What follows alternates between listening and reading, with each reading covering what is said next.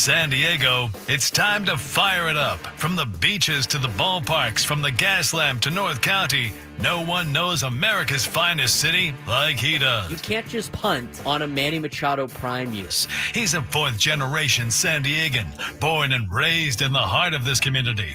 Passionate, opinionated, and always bringing you the real talk on your teams, your city, and everything in between. Braden totally knows his stuff. He's ready for the next step. That guy is good. Live and local, it's the Braden Surprenant Show. But I think Braden's one of the up-and-coming young stars in the media game in San Diego. Now, here's your host, Braden Surprenant. What's up, San Diego? Happy Thursday to everybody out there in America's finest city. I'm Braden Surprenant. He's Frank Marchese. We are the Braden Surprenant Show each and every day from 10 to 2 on San Diego's number one sports station, 97.3 The Fan.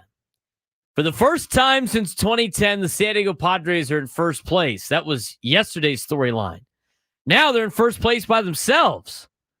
Thank you, Anaheim. The halo will shine bright tonight. That happened all week long. And we said going into the week, you got to match the Dodgers in terms of wins because you got to play the Giants, and the Dodgers have the lowly Angels. Well, you know what? We couldn't have been more wrong. The Halos beat up on the Dodgers 3 straight days. They get a sweep of LA. They get a season sweep of LA. LA has now been swept by a Major League Baseball team in a season series twice this season. That has only happened 5 times in which the World Series champion from the year before come back the next year and get swept in a season series. The Dodgers have done it twice, both this season. You know, the other team that happened to? The 1998 Florida Marlins. That team who won the World Series in 97 came back in 98, got swept 3 times in a season series of at least 6 games. Angels do that against the Dodgers last night. That was a game that I was really locked into after the Padres just bludgeoned the Giants. I mean, the Giants yesterday looked like they could not wait for the season to be over. They're at 59-62 now. Only 3 games under 500, but they're a 500 team for the Padres rolled into town, and the Padres beat them up yesterday, beat their ass, and got the sweep to put themselves a game in front of the Los Angeles Dodgers. So we've talked about this before. We'll talk about it every single time that we start our show about some of the games that matter, but also where you're at in this particular stretch. We talked about the crucial 42 games. You're going to win 60, you're going to lose 60. That crucial 42, which we'll keep a tally on, you're currently 14-5 on, which is a great start to those 42 games. We also mentioned yesterday, with the season being down to 42 games, going into yesterday, and knowing how many games the Padres have to win, but also at the same time being tied with Los Angeles in the standings, you are now playing a 42-game season where you have to outdo the Dodgers in 42 games. Well, you're off to a good start. Padres went 11-1 yesterday over the San Francisco Giants. Dodgers lose to the Halos. They blow it late again, as the bullpen for Los Angeles continues to struggle, as the Dodgers continue to not find any luck, to not have anything go their way. And you know what? Let me put on my care face. I don't really care. I don't think anybody in baseball cares. In fact, one of the broadcasters said it yesterday. Oh, nobody's going to feel bad for the Dodgers. No, there are people that care. Ken Rosenthal, Bob Nightingale cares, I'm sure. There are people that care. Come on. The usual national media pundits. Nobody's going to feel bad for the Dodgers. I don't feel bad for the Dodgers either. It's about time they got some bad luck. Padres have really good luck right now. They're playing really good baseball. Dodgers are continuing to plummet since July 3rd. And so again, when talking about the rest of the season, you now have 41 games to try to outdo Los Angeles. Now, here's the best part.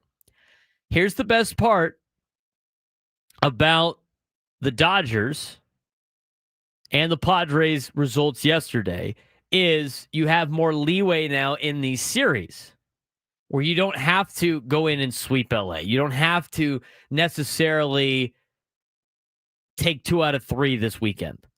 It'd be nice to do that, but it gives you a little bit of a cushion, a little bit of wiggle room. Now, here's the thing. As mentioned on the roundtable, as we've mentioned before, next week is difficult because you have to play the Giants for 4, and the Dodgers got to play Colorado for 4.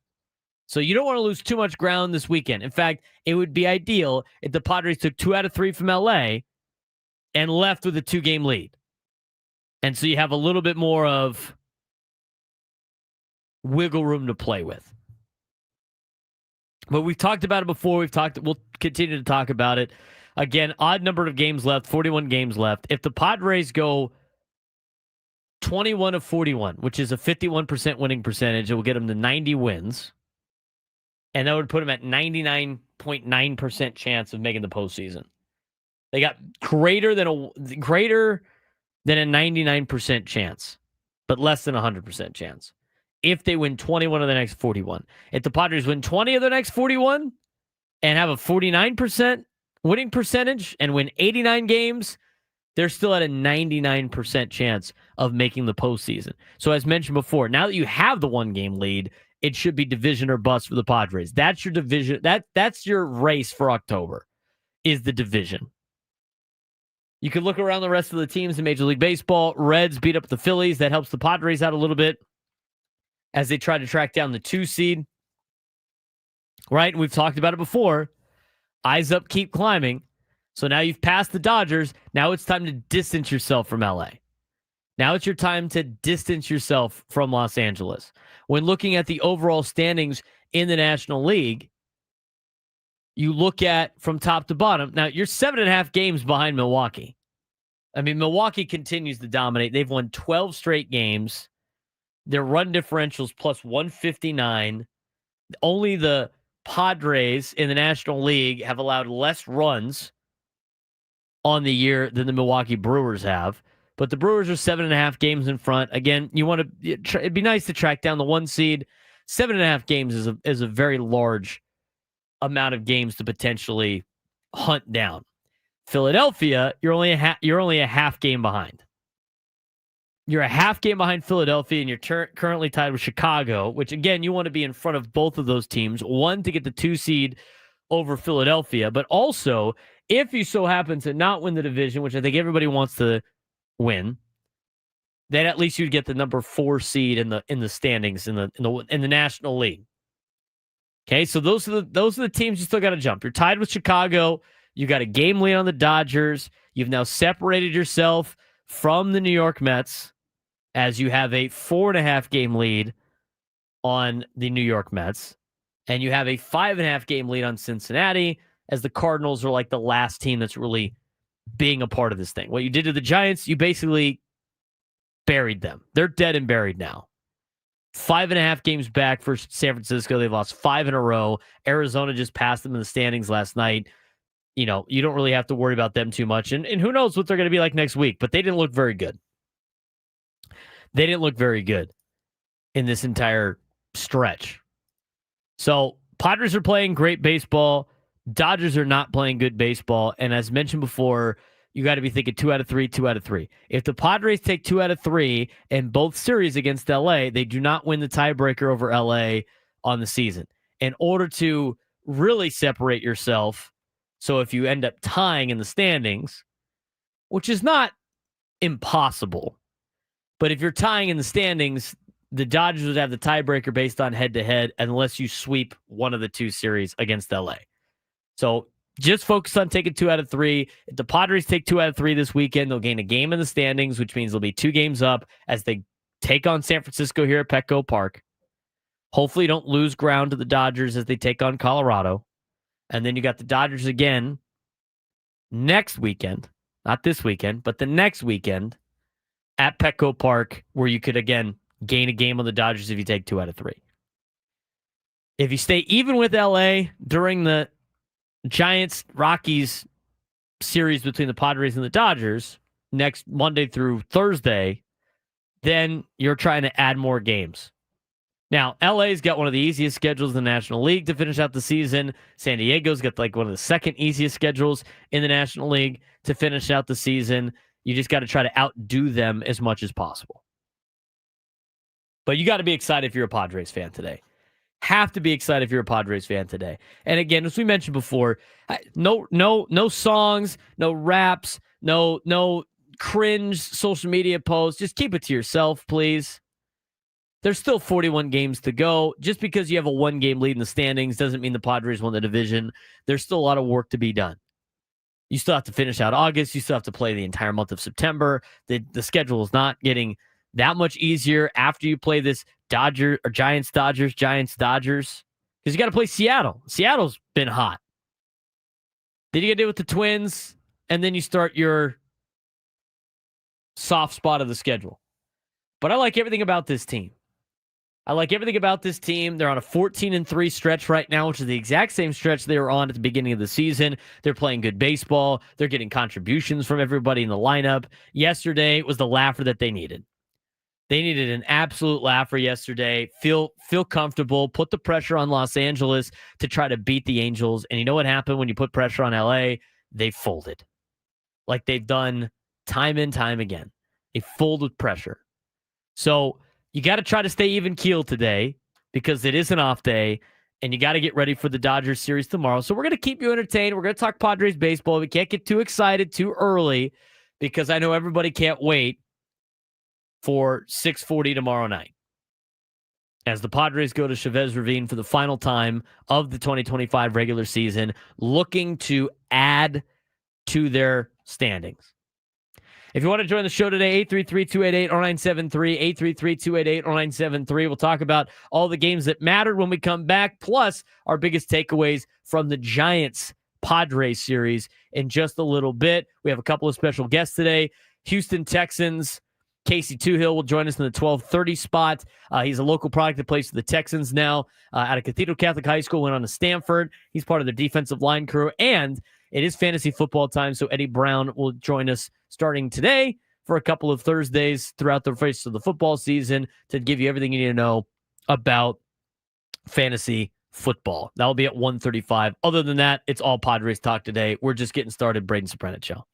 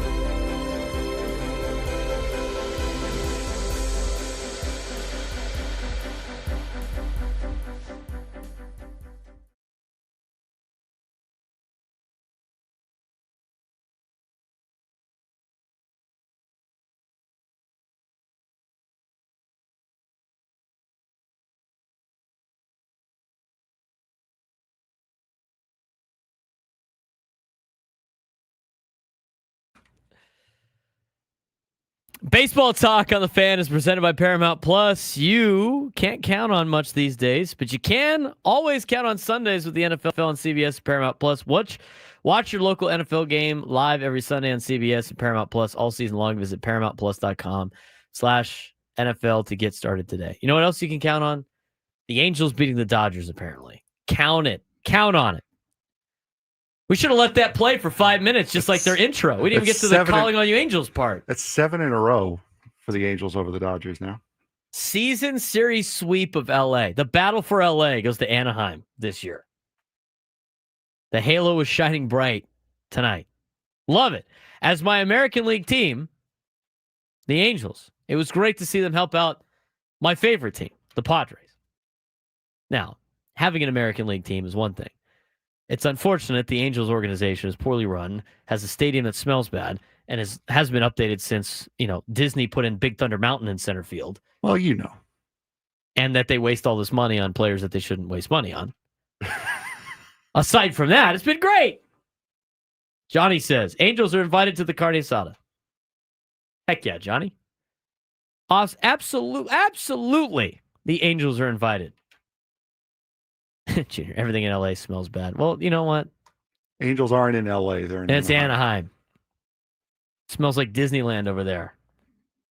Smells like churros, cotton candy, and whatever other scents they pump into that place. Smells like the mouse up in Anaheim. I know what a mouse smells like. You don't want to smell a mouse. I said the mouse. Oh. There's difference. There's different mice out there. There are. The mouse is the one. Everybody thank the mouse for his local baseball team doing some damage. Is Mickey and Minnie going to be at the parade? I think they've won their invite if they win this division. You know what? If the Padres win the division, win the World Series, invite the Angels down here. If they win the division and never fall out of first place after today, yes, the Angels have to be a part of the division. Bring the rally monkey. They have to be. Bring the rally monkey. Bring Mickey and Minnie. Build your own Big Thunder Mountain at Gallagher Square if you want. I don't care. Thank you to the Angels. Thank you very much. We appreciate your service. It's been great. Bring the rally goose. Rally monkeys. Hey, here we go. 833-288-0973. 833-288-0973. We mentioned it before. Junior put it in the chat. I was dying. Watch your unks. Watch your nephews. If you catch anyone making any dumb Padres songs, stop them immediately. I agree. No songs. No embarrassing BS, San Diego. Enough. We already get a bad rap from everybody else in America, okay, for our sports town fandom being cringe sometimes. You're in first place now. Don't do anything stupid. No, like, hey, we made a little song. Yeah, no stupid dance, no stupid song, no stupid talking smack, okay? Keep your mouth shut. Enjoy the ride. You will have your time to speak. It's not yet. It's not now. We've had it up to our biceps with embarrassing songs, Junior says. I agree. Let's act like we've been there before. This is just another series this weekend. It's a big series because it's the opponent. Let's not do anything stupid, okay? Nothing stupid. Job's not finished. You're a game in front of LA. When they're dead and buried in like 15 games above Los Angeles, sure, go ahead, pop your champagne. But just know you might have to play them again in the postseason. It's gonna be a fun ride. Let's not blow it early here, okay? This is your PSA for all the Padres fans out there that want to pop off and talk. Just shut up, enjoy the ride, enjoy your team. We don't need any bad mojo. We don't need any dumb Dodger fan mojo that has killed them probably the entire year. And if you are a media outlet, I'm speaking to NBC, I'm speaking to KUSI, I'm speaking to ABC. Please don't do that. Fox. Do not. If you see one of these songs go out there, do not give them the credence that you gave them in 2022, please. Otherwise, I will call you out, sportscaster. This would be Dodger loving on your part. Any type of that. And I'm friends with a lot of you guys out there. Nobody is safe. If you allow this nonsense to happen on television, you will be called out, okay? You would be one of the enemies. You're not on our side. Don't do it. Don't do it. NBC's across the street. We'll walk over there and knock on the door. Don't do it. Live on the show. Yeah. Bring the camera with us. Just a live takeover of the NBC studio. They already made everybody angry by posting about the Dodgers the other day on social media. Okay, we will walk across the street. We will march. We will march across the street and knock on the door, and then ask the security person politely if we could talk to the people that put this in charge.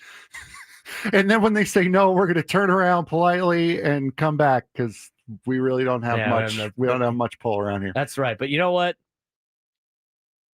Don't do it. It is strongly worded KUSI, letter time. NBC7. And we don't have to worry about ABC because Ben's over there. All right. Ben's not allowing that to happen. And if he does, well, then we'll shame him here. No, KUSI, no. NBC, no. Don't do it. Channel 10, don't do it. Fox 5, Julian, don't do it. Don't do it. Don't do it for the clicks. Am I missing any? CW, I don't know who's on CW. Don't do it. CBS 8, no. Enough.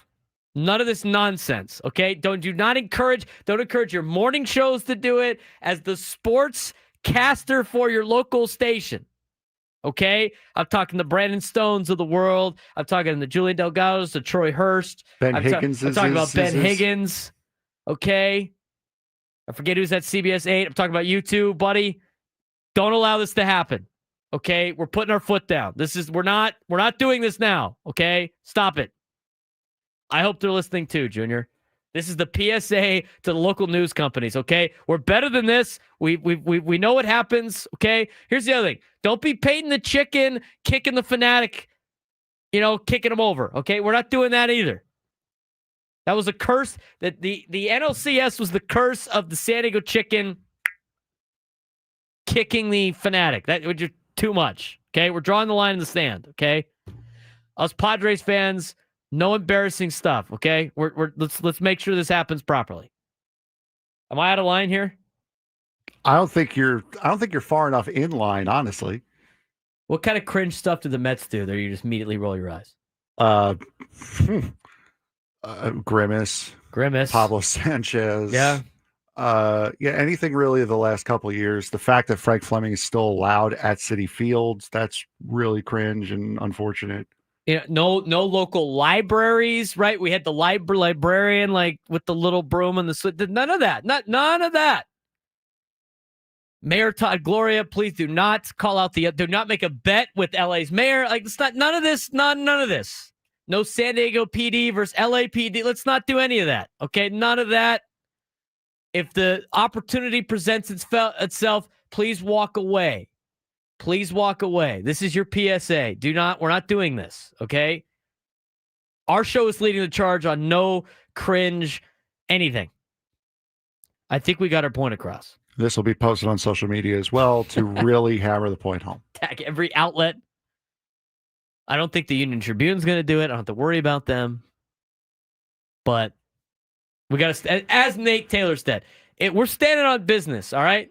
You got to stand on business, Frank. Always standing on business. Yeah, we don't think the Union Tribune's going to do anything. Takes out a full page crying Ken Rosenthal ad. Thanks.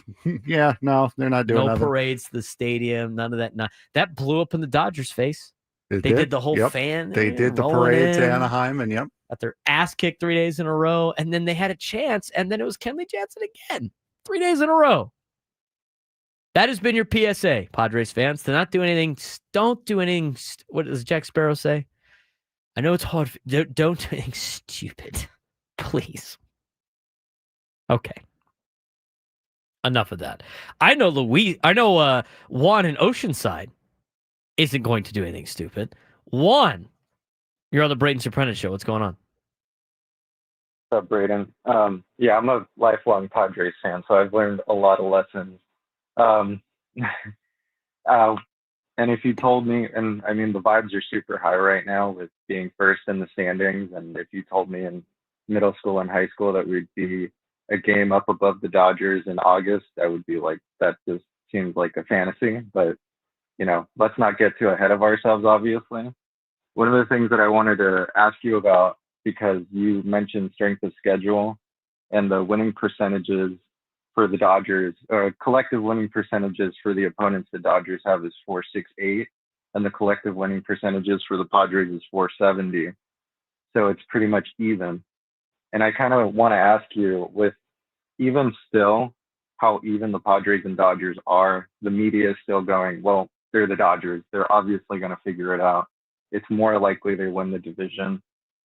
I just kind of have to ask at this point, when will the Padres be kind of just the outright front runner and go, okay, they're the threat. They're the team to beat. They're the team that the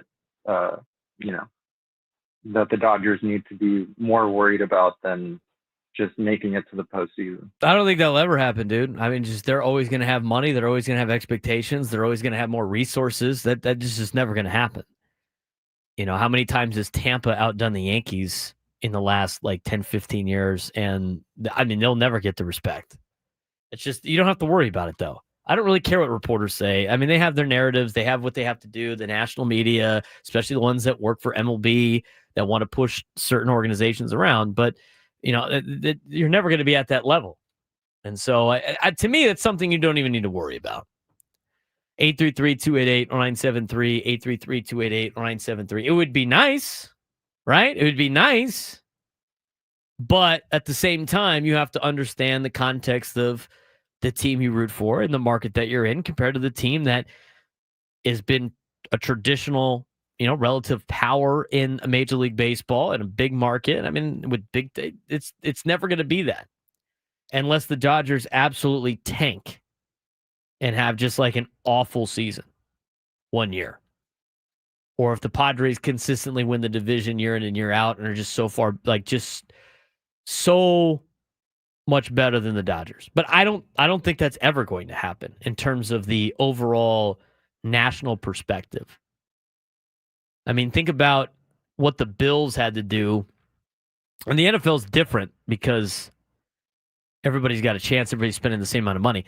But you just think about what the Bills had to do to like take over the AFC East. I mean, that was the Patriots division forever. They were always the favorite, even when they weren't doing that well. You knew they were going to come back. You knew they were going to make a run at it. I just don't know if that day will ever come. You got to start by winning a division, and the Padres currently have a one-game lead in the division standings. Victor in Oceanside, you're on the Braden Surprenant Show. What's going on, Victor? Hey, what's going on, Braden? Thank you for taking the call, man. Absolutely. Pretty hyped on the team. Yeah, got to be stoked. Team, yeah, so I'm not going to lie to you, dude. I just drove back from San Francisco, got back into town like around 2:30. But, man, watching the boys on Tuesday and Wednesday was phenomenal. I actually got a chance to go to McCovey Cove and was out there in a kayak. So, man, these guys are playing great. I don't know about the rest of the fans, but I'm not worried about the Dodgers, man. I mean, I'm worried about what the Padres are going to be doing. And, I mean, it really starts with Michael King tomorrow. And, you know, hopefully he could bring his A game up to Chavez Ravine. Yeah, absolutely. I love it, Victor. That's so cool. You got to go to McCovey Cove. Gee, that's a fun time out there. How was that? What was that experience like being in McCovey Cove in a kayak? It was cool, man. I got to see Dave grab, I think it was like a foul ball in right field, but it was awesome. I mean, the paddle out was about 25 minutes from where we rented the kayak, but it was great. Loved the trip. I mean, first time at Oracle Park, first time really doing anything like that with the Padres. I mean, got a chance to do it in Mexico City last 2023, but yeah, San Francisco was rad. That's awesome, dude. I'm glad you had a good time. Appreciate you joining the show too. Thank you. Yeah, thanks, Braden. That's super cool. You got to be in McCovey Cove. Hopefully it was for a day game, dude. I bet you it was like, if you do that during a night game, you got to be freezing out there. It's the summertime in San Francisco is like the wintertime in San Diego. It's just so cold up there. And we got to go up there. I got to go up there twice in the next month and a half, 2 months. Wind's always whipping and everything like that. It's always freezing cold. Anyway, 833-288-0973, 833-288-0973. Speaking of freezing cold, it is bucketing rain in Baltimore right now, and they're in the bottom of the fifth inning. They're trying to get this last inning done and call this game. It is pouring in Baltimore right now. It's probably a hot rain, though, right? It's probably super hot and sticky in Maryland in August. They were wishing it was a cold rain out there, for sure. Yeah. For sure. Good news is they got one more out to go and then game over. That's the final game of the series too, right? Seattle I can be on believe their way. so. Yeah, Baltimore leading 5-0. So I'm sure Seattle's going to want an answer back here, but I don't think so. With how much No. it's raining. They're like, all right, see you later. Let me get out of Baltimore. Kevin, Nate, Dexter, we get you when we come back. Talking Padres baseball. They're a game in first. Got a game lead. Got a big series against the Dodgers. We'll talk more about that when we come back on the Braden Surprenant Show. Standing as number one sports station 97 to the Fan.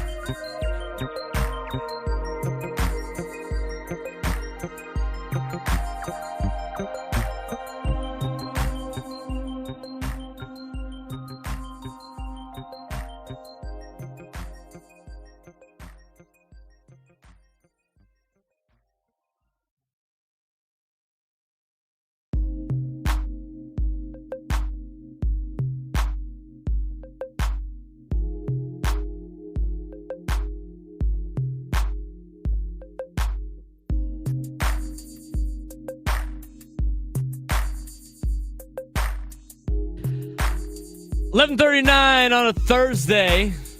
Padres in first place by a game. Love to see it. Love to see it. Had a fun week this week against the San Francisco Giants. I don't want to get too carried away. I don't want to get too involved in tomorrow's game because we have to do a show tomorrow, which means we have to really focus on tomorrow. We got other things we want to talk about today. I do want to recap what went on in San Francisco. A lot of bright spots with the San Diego Padres, obviously. But as we were talking with Adam Klug during the break, the Padres at the beginning of the season were like appointment television, appointment radio, right?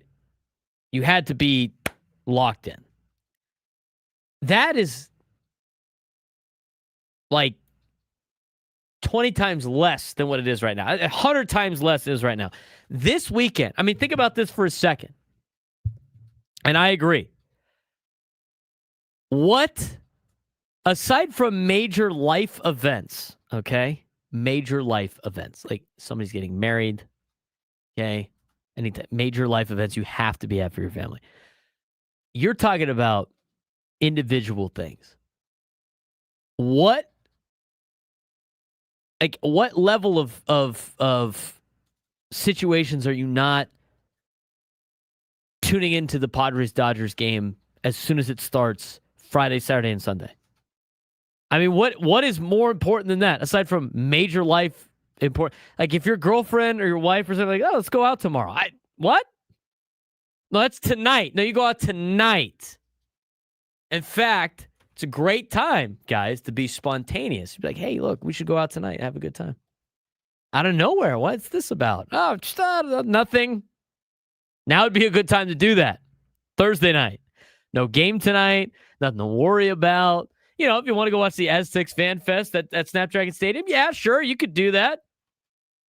But tonight's the night to do anything social. This is what I would say.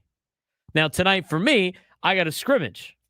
Cathedral Catholic is scrimmaging modern-day Santa Ana, the best team in the country in high school football. We'll see how that goes. That will start at 6 o'clock at Cathedral Catholic High School. If you want to see some future Division I, Power 4 stars, and probably future NFL players, 6 o'clock. 6 o'clock. Tonight. At Snapdragon. At Cathedral Catholic High School. We also have the scrimmage. San Diego State's scrimmaging tonight as well. Yes, Elisa, I know that. I know there are female Padres fans too. I'm talking about the guys that, or the girls that might have a significant other that does not like sports. Tonight's the night to go out. Tonight's the night to go out. Who gets so, whatever. 833-288-0973. 833-288-0973. Let's get out to Dexter in Spring Valley. Dexter, what's going on, man? Hey, how's it going, guys? Hey, really quick, I want to make 2 points. Point number one, all that stuff that you said about, like, you know, the local sportscasters not jinxing the Padres and getting ahead of themselves. Mm-hmm. Well, you know, Ben Higgins, he's well aware of that. That's right. Because, you know, so he's not going to do it. And I believe that none of the others are going to do it. However, it's not under their control, because what I've learned about the local media is I'm going to equate this to Comic-Con. It's the producers. It's the suits that are in charge. It's the suits that tell them, hey, put on those soccer dads with their cute music video. It's them that do it. It's not the sportscasters. It's them. The sportscasters want nothing to do with that. They're all like Ben Higgins. It's like, dude, that's not sports. That's stupid. So it's not the sportscasters' fault. So we shouldn't lay it on them. We should be calling out the local news producers, because they're the ones who are doing it. It's like when I say equating to Comic-Con, it's the local news producers who want to cover the freak show aspect of Comic-Con with all the cosplayers and the stereotypical nerd-looking dudes, the guys who look like they walk off the set of Big Bang Theory. You know what I mean? So it's the news producers. Second point, funny you should mention in the last segment, the Buffalo Bills. There was a cable movie about 20 or so years ago called Second String, and it was about the Buffalo Bills. And Doug Flutie was in it when he was the Chargers quarterback, but he was, it happened before he came to the Chargers. Anyways, there's a scene when they win the AFC title, and in the locker room, their quarterback, who's not Doug Flutie, it's a TV actor guy, he tells everybody in the locker room that they should stay focused. Don't pour the champagne. Do not celebrate until the president's on the phone. Do that, and then you can celebrate. And I think that if we tell our the local fan base to do that, I think we're going to be just like the teams with like regular championship heritage, like the Dodgers, like the Yankees, like the 49ers, like, you can, the Lakers. You can rattle off team after team after team to win multiple championships. If we act like we've been there, then then and only then should we celebrate. Well, Dexter, yep, that's a good point. Obviously, we appreciate the phone call on that. Torrential downpour in Baltimore now. Torrential downpour in Baltimore. How many games are there today? Like 8? Not even. Not live. It's like 3, like 5 or 6 today. Oh, we've already had a grounds crew member down. Oh no! Stuff that we. Two down. It's down. Those poor guys. At least that guy fell in the grass. The other guy fell in the mud on the side warning track. We have 7 games today. One of them just got delayed. I mean, it is like a swamp over there. Anyway, I don't really care who the message is to. If you are a sportscaster, you should be trying as hard as possible to make sure we don't have any nonsense on television. Let's try our best. So if this is a message to all the producers out there, that's the same thing. Let's not put any of that stuff off on the air, okay? No videos of songs, no dances, none of that. None of that. We need to have like a sports 101 class with some people in town. I mean, seriously. Let's not do any of that. 833-288-0973, 833-288-0973. Clay in the South Bay. You're on the Braden Surprenant Show. What's going on, Clay? Before y'all cut me off at the end of my call, I need to talk to Frank. What did I do? Frank's I don't in want trouble. to get ahead of the game. I don't want to get ahead of tomorrow's game, but I will say I'm trusting Schultz to make a nice lineup. And I'll just move from that and just say the bench production's been good. And my Browns preseason, I'm not overwhelmed yet. I still think that's going to be a working choice. But Ohio State, I can hardly wait for the Ohio State-Texas game. I mean, really. Let's see number 3 take on number 1 and just hose them in the horseshoe when they come. That's what I'm saying. I like it, Clay. Honestly, Clay, I'll say this. Anyone but Texas. So I will root for Ohio State to beat Texas. Anyone but Texas. Foul. It's like watching. It's like two evils. It's like two evils playing each other. I hate Texas more than anything else. It's two evils playing each other. I hate Texas more than anything else. It is horns down forever. You have never even a conference with them. You're a Penn State fan. It should be Ohio State. I also do have allegiances with Oklahoma as well. I don't like them either. Well, that's your problem. Oklahoma and Ohio State. But here's the deal. At least Texas is going to play teams down the road that will prevent them from making a playoff. Ohio State in the Big Ten, aside from Penn State and maybe Michigan, never have any competition in the Big Ten. So those are two evils going after each other. Can both teams lose? I would prefer if I both hope teams both lose. teams do lose, but I know one can't. So we're going. They both lose. Can horns we make down. it? I hate both of them. Horns down. And, I know Clay's a resident Buckeyes. We have a lot of Buckeye fans. I dislike Ohio State with a passion. 833-288-0973, 833-288-0973. You're in trouble, though, so because Clay needs to talk to you. I know. Give you a piece of his we'll mind. get to you during the break. I'll get to you during the break. I hope it's talking smack about Penn State. Ollie in Spring Valley. You're on the Braden Surprenant Show. What's going on, Ollie? Yo, what up, big dog? What up? You know what? I just wanted to say, for a long time, for the last 3 years, even when Bowmel was in town, I kept saying, when are these guys gonna toughen up? But you know what? When you look at Laureano and you look at O'Hearn, you look, man, these guys are dudes you want to bring to a bar fight. Like, I looked at Laureano the other day when they were interviewing.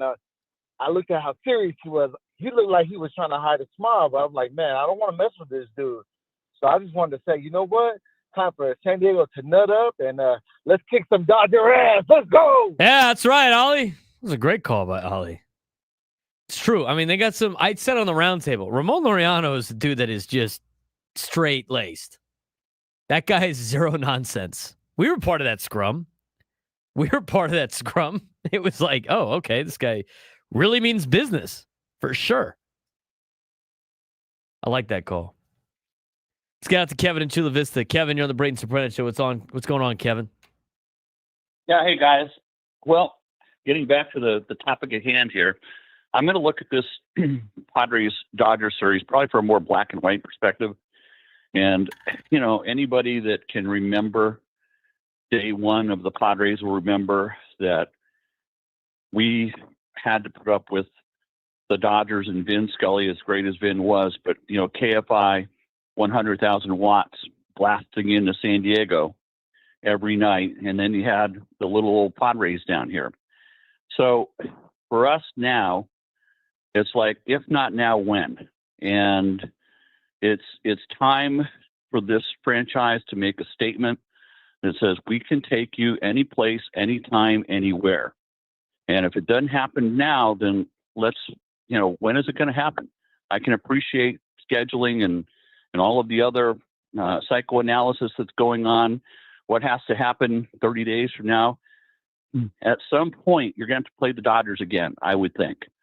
So there's no better time than now to put your flag in the sand, considering that they stomped on us for what they did to us last year at the playoff series. They've taken what, five out of seven so far this season. Already, and have rubbed us in pretty good with throwing it to Tatis and what have you. It is time for this franchise to stand up and make a statement. This is a statement series, and it needs to be put that way. We shouldn't be afraid of this. This is what we have been building this team for. We have now gotten a team that is representative of what I think is a true championship contender. So let's act like it. Let's go take them, and let's rub their nose into the dirt as far as we can rub it. There you go, Kevin. I like it. I just keep going back to the Andy Green speech. Remember the Andy Green speech? He gets, bumps into Dave Roberts, that little scuffle, and he gave that whole ordeal in the post game. I got to go find that again and play it for you guys. We'll have to play that tomorrow. About the whole, at first it's going to be games, and then it's going to be winning series, and then it's going to be winning divisions against this team. Kevin brings up a good point. There's no better time than now if you're a Padres fan and you're the San Diego Padres organization to just completely overtake the Los Angeles Dodgers. There's no better time than now. You have a game lead in the standings. You can go up there in Los Angeles this weekend and beat up on a struggling team. I mean, they are struggling right now. Do not let them get hot. Do not let them get right. Go up there, continue to play good baseball, take it one game at a time over the weekend against Los Angeles and give yourself a little bit of a cushion in the standings. And then when they come back down to San Diego, do the exact same thing. And let them try to climb out of a hole. Let them have to deal with Cincinnati and the New York Mets and the Chicago Cubs and maybe the Philadelphia Phillies, whoever it may be in the wild card. Let them deal with that.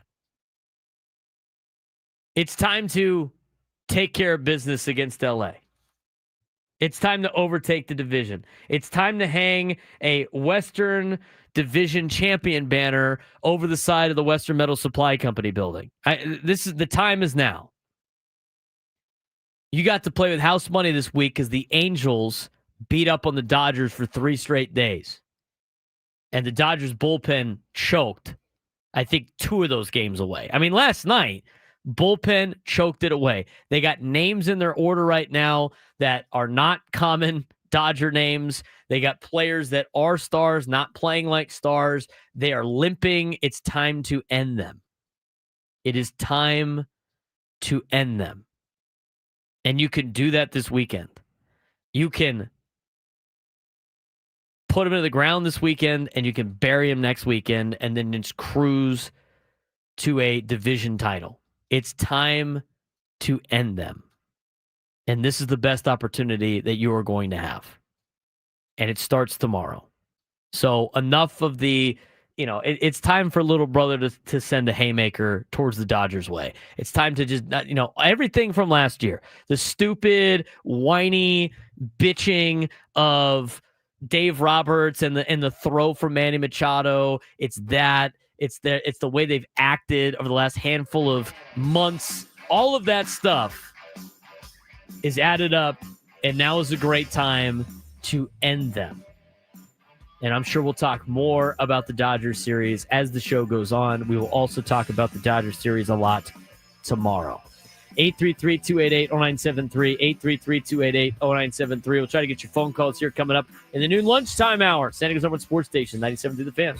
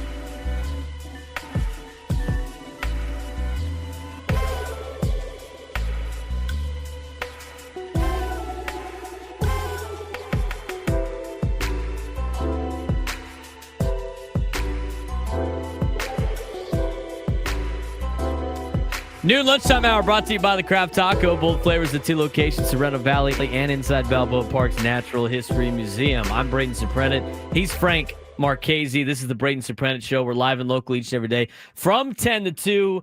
Talking a lot of Padres baseball. We will talk some football later on in today's show as well. But the majority of today's show is going to be about the Padres being in first place over the Los Angeles Dodgers. A big weekend series against LA coming up this weekend starting tomorrow.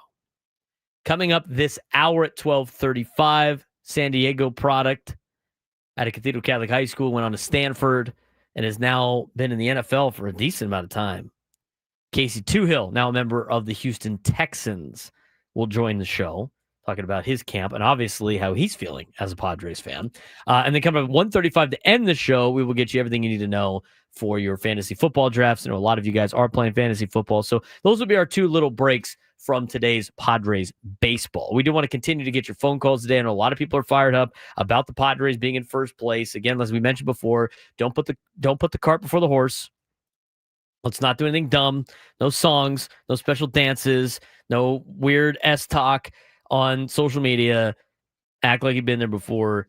Let the team go take care of business against LA at Chavez Ravine this weekend. 833-288-0973, 833-288-0973. Let's get to Mike in Chula Vista. Mike, you're on the Braden Surprenant Show. What's going on, man? Hey, what's up, guys? Thanks for taking the call.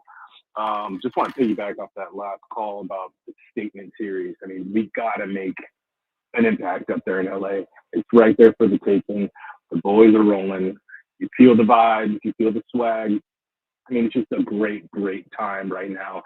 And I don't, like you said, don't want to put the cart in front of the horse. Just play consistent, go up there, take care of business, and just curb stomp these dudes, man, while they're down and out. Absolutely. Don't let them come back up. They're on the ground. All right, finish them. You can really do yourself a massive favor in having to deal with and having to limit the times you have to deal with these guys by finishing them now. You take 2 out of 3, you send a message. You take 2 out of 3 next weekend, you bury them behind you in the standings. You sweep any of these series, and you're really putting the pressure on Los Angeles for the rest of the way. And I know they got an easy schedule. And I know the Padres got an easy schedule too. But it's right there for the taking. It is right there for the Padres to go after and get it. The Angels the Angels helped them more than they needed to by sweeping LA in Anaheim after sweeping LA in Los Angeles. Now is the time to go out there and get it. 833-288-0973, 833-288-0973. Jesus in Ramona, you're on the Braden Surprenant Show. What's going on, Jesus? Hey, Braden. Thanks for taking the call, brother. Absolutely. So for me, I think the encouraging thing is for the Padres and the way they look right now is the bottom of the order. I don't think we've ever seen a bottom of the order like this before. Now, we've seen top of the order, Padres match the Dodgers, person for person or player for player, right? But the bottom of the order is what looks great. And I was listening to the broadcast for San Francisco game when they had Logan Webb pitching. And the broadcaster said something that was interesting, which was that no one had touched Logan Webb or no one had hurt Logan Webb with their bottom of the order, no team. So that was really interesting because it kind of reminded me of just how great AJ Preller is too with putting together the needs of the team with whatever little money or whatever he had to bring in a bottom of the order that can compete with the Dodgers, in which I am convinced that not only are we going to play them game for game, we're going to take the division because of the strength of that bottom of the order. I think so too. I mean, Jesus, I appreciate the phone call. I mentioned this on the roundtable. The Padres' bottom of the order right now is drastically different than it was months ago. Drastically different than what it was when you played the Dodgers last. I mean, when you played the Dodgers last, the bottom of your order was just awful. And their bottom of the order had guys like Tommy Edman in it. Now you look at the bottom of the order for the Dodgers. I mean, they have Alex Freeland at the bottom of their order right now, who just got pulled up not too long ago. Alex Freeland, who's got 34 career at-bats at the major league level. He's playing third base right now. Max Muncy's been hurt. He's batting 176, Alex Freeland. Miguel Rojas is at the bottom of their order. He's hitting 243, which is not bad, but I don't think a lot of teams, or should the Padres be afraid of a guy like Miguel Rojas? And then you also, I mean, you look at some of the players that the Dodgers have right now. They got a guy like Alex Call. I mean, Alex Call, even though he's hitting 263 this year, he's a 240 career hitter. He's at the bottom of the order. I'll take the Padres 7-8-9 over that 7-8-9 any day. You know, and you're still not even talking about Michael Conforto, who is still yet to get anything going offensively. Now, the top of the order for the Dodgers is really good. I mean, Freddie Freeman has been very consistent in his career. He hasn't probably been as consistent this year as he has in years past, but he's still hitting 300. Mookie Betts has obviously had a down year. He's had a lot of stuff going on in his life. He went 2 for 5 last night. He's hitting 244. Ohtani has been good, not necessarily great. Teoscar Hernandez has been good. Hasn't been necessarily great. Andy Pajes, I think, is starting to come back down to earth a little bit. I mean, you got to do with Will Smith, who's probably one of the best offensive catchers in the game. But you look at the starting rotation, you start looking at the bullpen. I mean, there hasn't been a lot of consistency with the starting rotation because they've been beat up, and their bullpen is not even close to the Padres' bullpen. You strike early on some of these starting pitchers if you're the Padres this weekend, and you get yourself a lead, it's going to get shut down in the bullpen. I mean, the Angels pitching staff handled the Dodgers this week. The Angels pitching staff stinks. They won a game last night where Kyle Hendricks started the game. I mean, he's throwing, like, it looks like he's throwing as hard as he can. He's throwing at 85 miles an hour.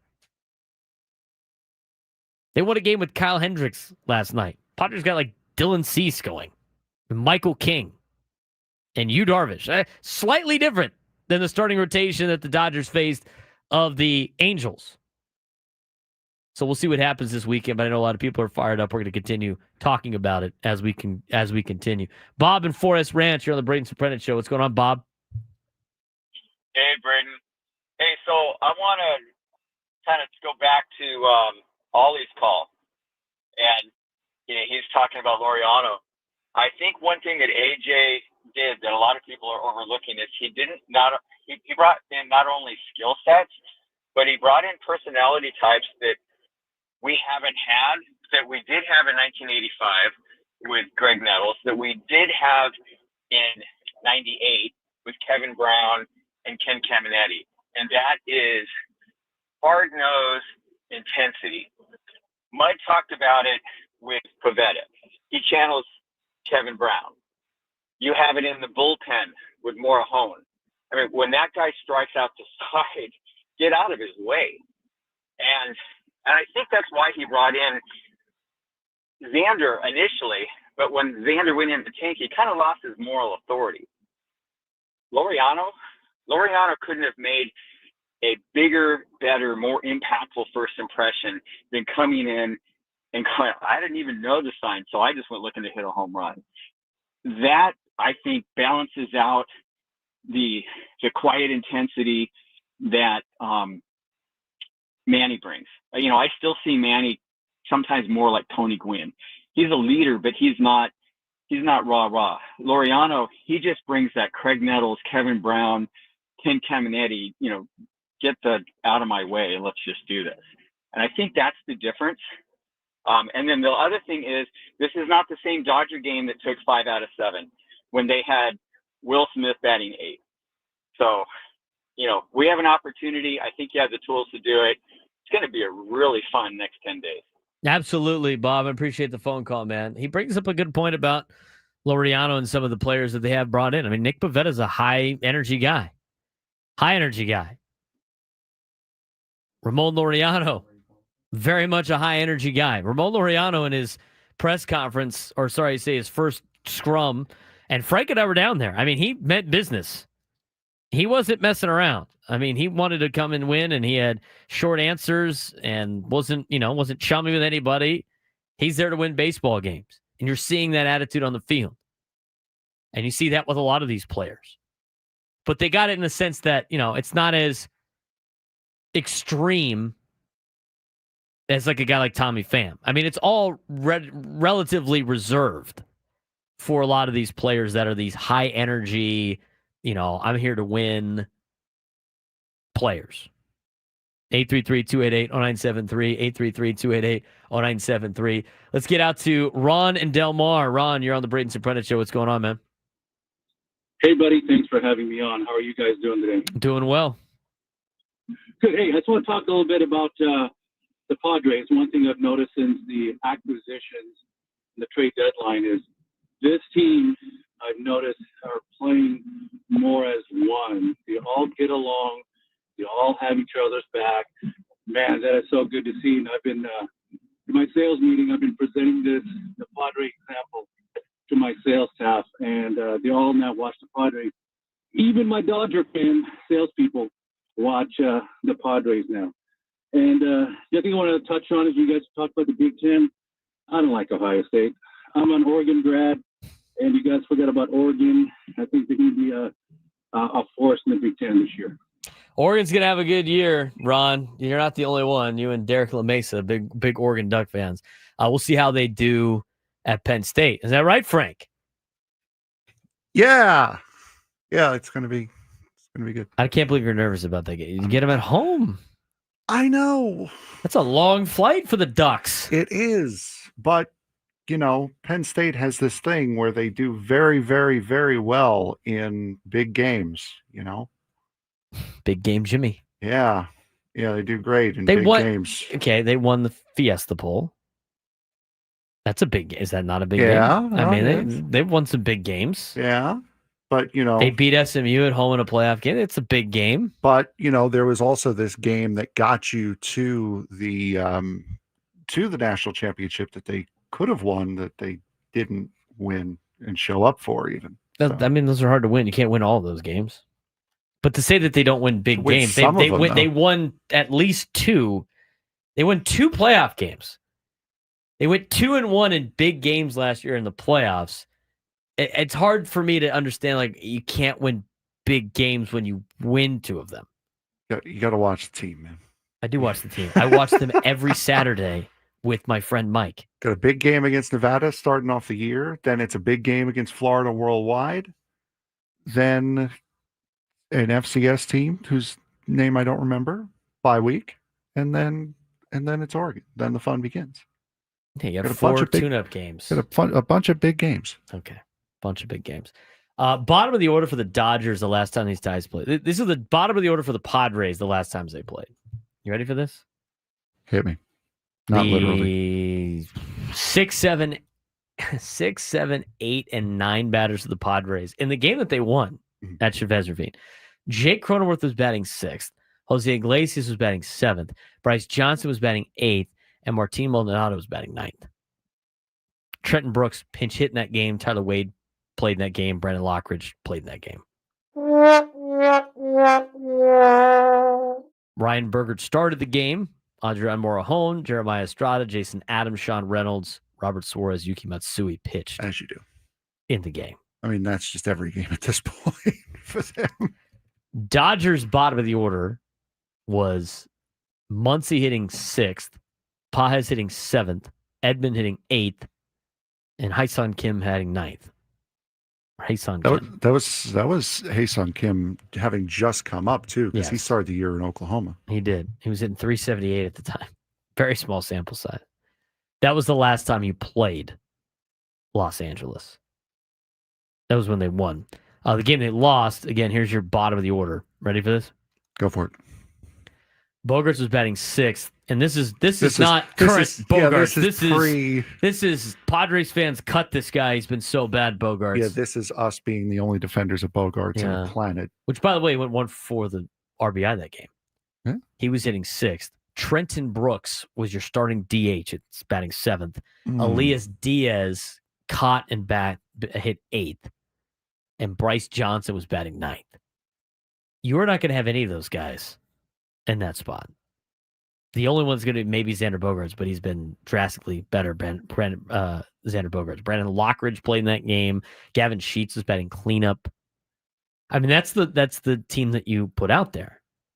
The Dodgers had Pages batting 6th, and at that point, that guy was on a tear. Tommy Edman batting 7th, Kim batting 8th, and Dalton rushing their catchers batting 9th. It's apparently it's Haesung Kim. Haesung Kim. Haesung Kim? Haesung. One says H-E-H. You would say that hey or he? Hey to me would be H-E-Y. It'd be Haesung Kim. I thought I saw H-E-Y. Hold on. Haesung Kim. Oh. I think that's what Juan says. Haesung Kim. Anyway, Kim was playing. Yeah. So that was the last game he lost against the Dodgers. Again, you had Stephen Kolek pitching, followed by Wandy Peralta, David Morgan, Robert Suarez. You lost that game 4-3. Well, you know. I'm just saying, like, it's a little bit different now than it was before. 833-288-0973, 833-288-0973. We'll get back to your phone calls. We will also dive into things that we actually wanted to talk about today, like what we saw in the Padres series against the Giants. And then coming up at 12:35, Casey Toohill from the Houston Texans will join us on the Braden Surprenant Show, San Diego Sports Station 97 to the Fan.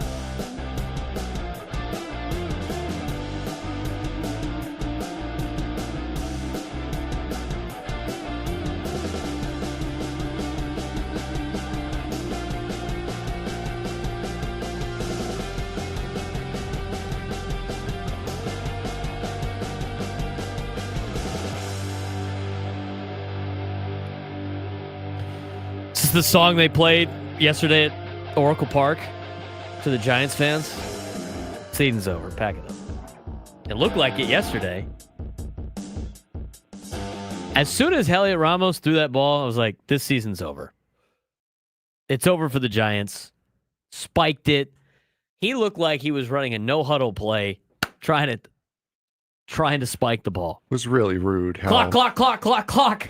It was really rude how outlets like Talking Baseball said throw of the year by Heliot Ramos. Heliot Ramos guns Fernando Tatis at down the plate. at home. What a great play. Like, what are we doing? That's just rude is what that is.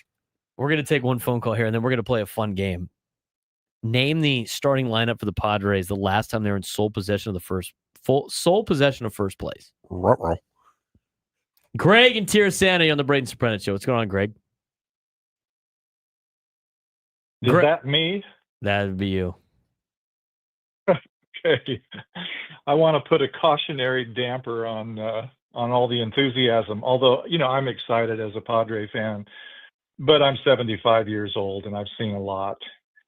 And the Dodgers are a matchup problem for the Padres, and the Angels are actually not a problem for the Dodgers are not as big a problem for the Angels. I'm going to tell you why.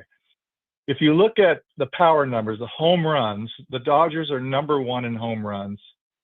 The Angels are number 4. Guess where the Padres are? They're near the bottom. In home runs. Next to last. In runs scored, the Dodgers are, the Dodgers are number 1 with 626 runs scored. The Angels are number 14 with 535. And you think, well, 535, the Angels are way down there. The Padres are 22nd, helped yesterday by 11 runs. They're 509. So on these power metrics, the matchup suggests, okay, we're going to be 2-5 against the Dodgers so far this year. Now, I love the pickups that we have. I think this makes the team better. But until we can mash with the Dodgers, we're going to have to score 6 to 8 runs a game to beat them, because I don't think, as good as our pitching is, it's going to shut them down. Well, it's an interesting perspective, Greg. So what you're telling me is, and I appreciate the phone call, you're telling me that all those teams that they lost to match up better against them. So they only really match up well against the Padres? I mean, you could cherry pick the power stats. But again, if you look at the run that they've been on, which has not been great, it hasn't been great. I mean, what was it was since July 3rd, right? They had the 9-game lead in the standings. They're up 9 games. Yeah, the 4th of July was. They got swept by the Astros. They got swept by Milwaukee. They won 2 out of 3 from the Giants. They got swept by Milwaukee again. Took 2 out of 3 from Minnesota. Lost 2 out of 3 to Boston. Able to win 2 out of 3 against Cincinnati and Tampa. Lost 2 out of 3 to St. Louis. Able to beat the Blue Jays 2 out of 3. And then got swept by the Angels. The Dodgers since July 3rd have been swept 1, 2, 3, 4 times. They've been swept 4 times since July 3rd. Are the Astros, Brewers, Angels all just better matchups against the Dodgers? I mean, a lot of those numbers, again, like the Padres, I'd like to know the numbers, the power numbers, since they got their new lineup. Because until you factor in the new lineup, it doesn't really matter about their power numbers, because it's honestly a drastically different team. Look, I understand where Greg's coming from. Okay. The problem with stats is you can use stats whatever you want. And, people just go like, well, you can't argue with the numbers, but you can manipulate any of the numbers however way you want. And especially in baseball, that's why baseball has all these debates, because you can argue that certain stats mean more than other stats. I mean, the Padres pitching staff is one of the best in Major League Baseball. I thought pitching beat hitting, Frank. I thought that's what the rule was. It's usually the way it works. Isn't that how that works? The Padres have the best pitching staff in the game. They have probably the best bullpen ERA in the game. I mean, to say that the Padres have to score 6 to 8 runs a game in order to beat the Dodgers, I think is kind of ludicrous.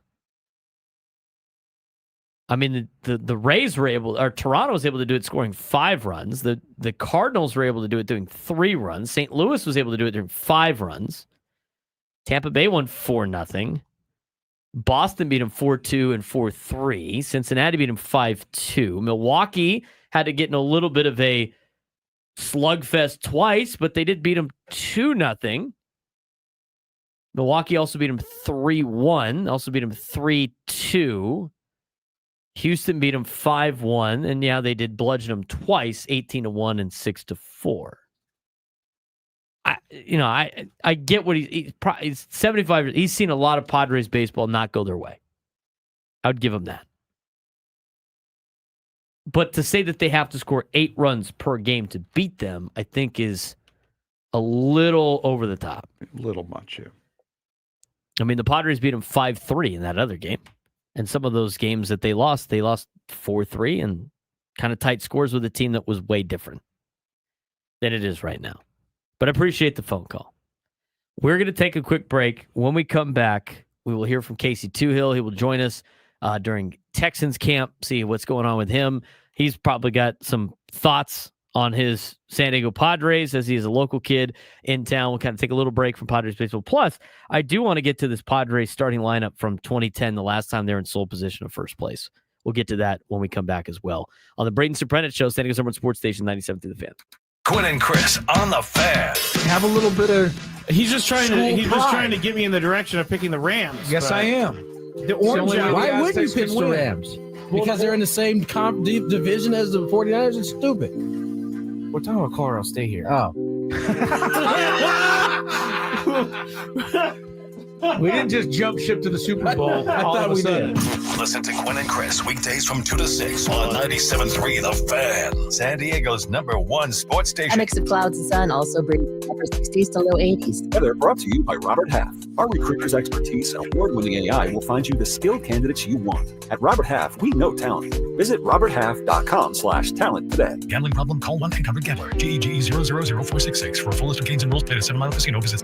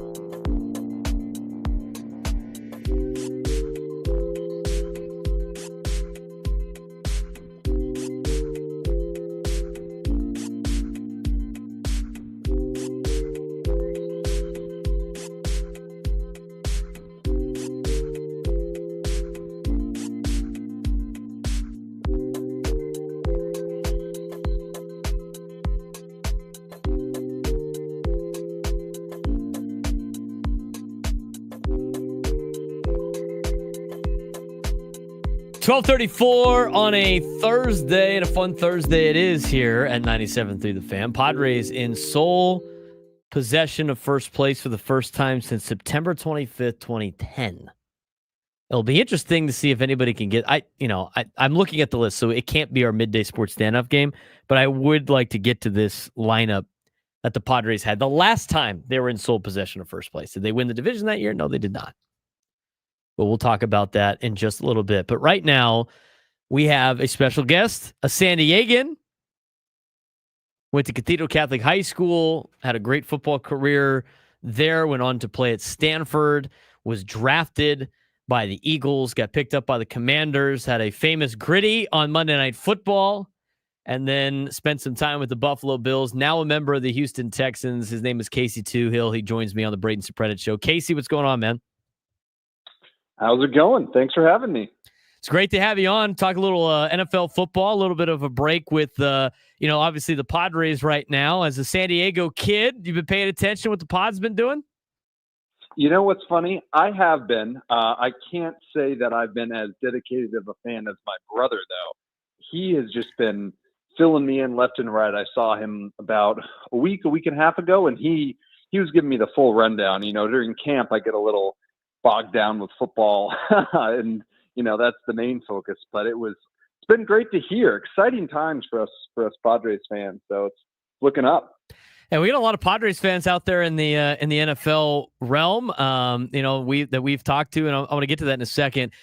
It's your job to be an NFL football player. Obviously, you're going to be locked in Houston Texans season. But as a professional athlete, I know the locker room conversation is about other sports too, just like it is when we go to the Padres clubhouse. They're watching preseason football games in there. How much can you pay attention to the sports world while you are participating in it? In some sort of realm? I mean, that's a great question. I think what you find most in the NFL is guys talking about college football. That's always a very, very exciting time for all of us, supporting your alma mater, talking trash to your rival, stuff like that. So I find we do that a lot. And then, everyone, has their own interests and supports their own teams, but it's healthy to kind of, look outside your world and see how other athletes are performing. Because, performing at the top level, whatever sport it is, there's so many similarities. So it's nice to, gain inspiration and knowledge from other teams and other leagues. We're talking with Houston Texans edge rusher Casey Toohill. He was a Stanford grad, went to Cathedral Catholic High School here from San Diego. Earned second team All Pac-12 honors in 2019 with Stanford, 7th round draft pick of the 2020 NFL draft by the Eagles. Take us through your offseason before you started camp, Casey. I mean, obviously a lot of big life events that went on, but you signed with Houston, and what's it been like so far? It's been great. First time living in Texas. So that comes with a lot of, new, unique experiences.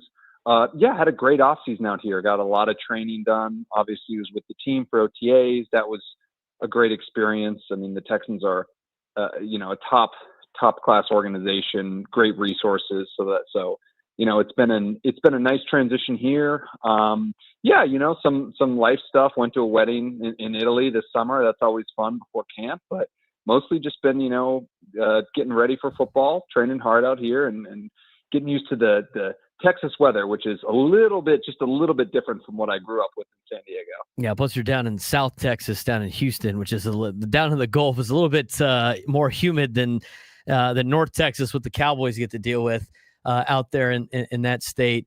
Overall, going into the season, some of the goals that you have and expectations for you and the Texans organization. Yeah, I think I try to not set any team expectations just because, I'm one part of the cog. I obviously expect, the team to do well, to work hard, things like that. But I probably don't look too much at the outcome type goals, wins and losses and stuff like that. For myself, it's really just about improvement. I think that's kind of what I've hung my hat on every year since I've been in the NFL, just, being a better player, during the year than I was in preseason, being the better player at the end of the year than I was at the start. Right. So just, focusing on my process, my, little technical, mental, physical improvement goals and going from there. Talking with Houston Texans edge rusher Casey Toohill on the Braden Surprenant show. You've got to be a part of some organizations that got some pretty good quarterbacks. Obviously, the last couple of years in Buffalo, with Josh Allen, now with C.J. Stroud. What's it like playing with some of the top tier quarterbacks, and what's it like going against them in practice every day? Yeah, that's another great question. I mean, it's really fun to see their process, and honestly, just really fun to watch, just as a fan, especially with CJ or Josh, just seeing how they operate at such a high level. It just gives you such a respect for them. Quarterback's such a challenging position, and you really take on so much. You're the face of the team, right? All the scrutiny really comes down to you at the end of the day. So I mean, yeah, watching them, being a part of, being on the same team as them has always been fun. And then, yeah, going against them is tough. It really sets you up well for the season because they're just, excellent vision. Obviously they move well in the pocket. They can really make it hurt if you don't have a good rush or you don't get there. So it's been great for me growth wise to go against guys like that in practice, but also at the same time, fun to watch them play. I asked one of your teammates at Cathedral this not too long ago. Another fellow D lineman that went to Boston College. I think you know who I'm talking about. Yeah. I asked him, Ray. Is it easier? And I'm curious. Again, you have to do it regardless of who your opponent is. But guys like Kyler Murray that run all over the place, or bigger set quarterbacks that you got to bring a little extra when if you get an opportunity to get a sack. What's more difficult for you guys as a D line? That's a good question. I always go with the slippery guys that are constantly moving around. Really, really hard to bring down. It makes you tired. You make any mistake with your rush, you're a little too high, you're a little too low, they can make you pay. That's a really frustrating thing to game plan for. I've always found that to be kind of challenging. But then there's guys like Josh, right, who's big and elusive. That's a pretty tough combination to deal with. So yeah, usually the elusive ones are more of a challenge, but if you happen to be a guy that's big and can move, man, watch out. We're talking with Houston Texans edge rusher Casey Toohill on the Braden Surprenant show.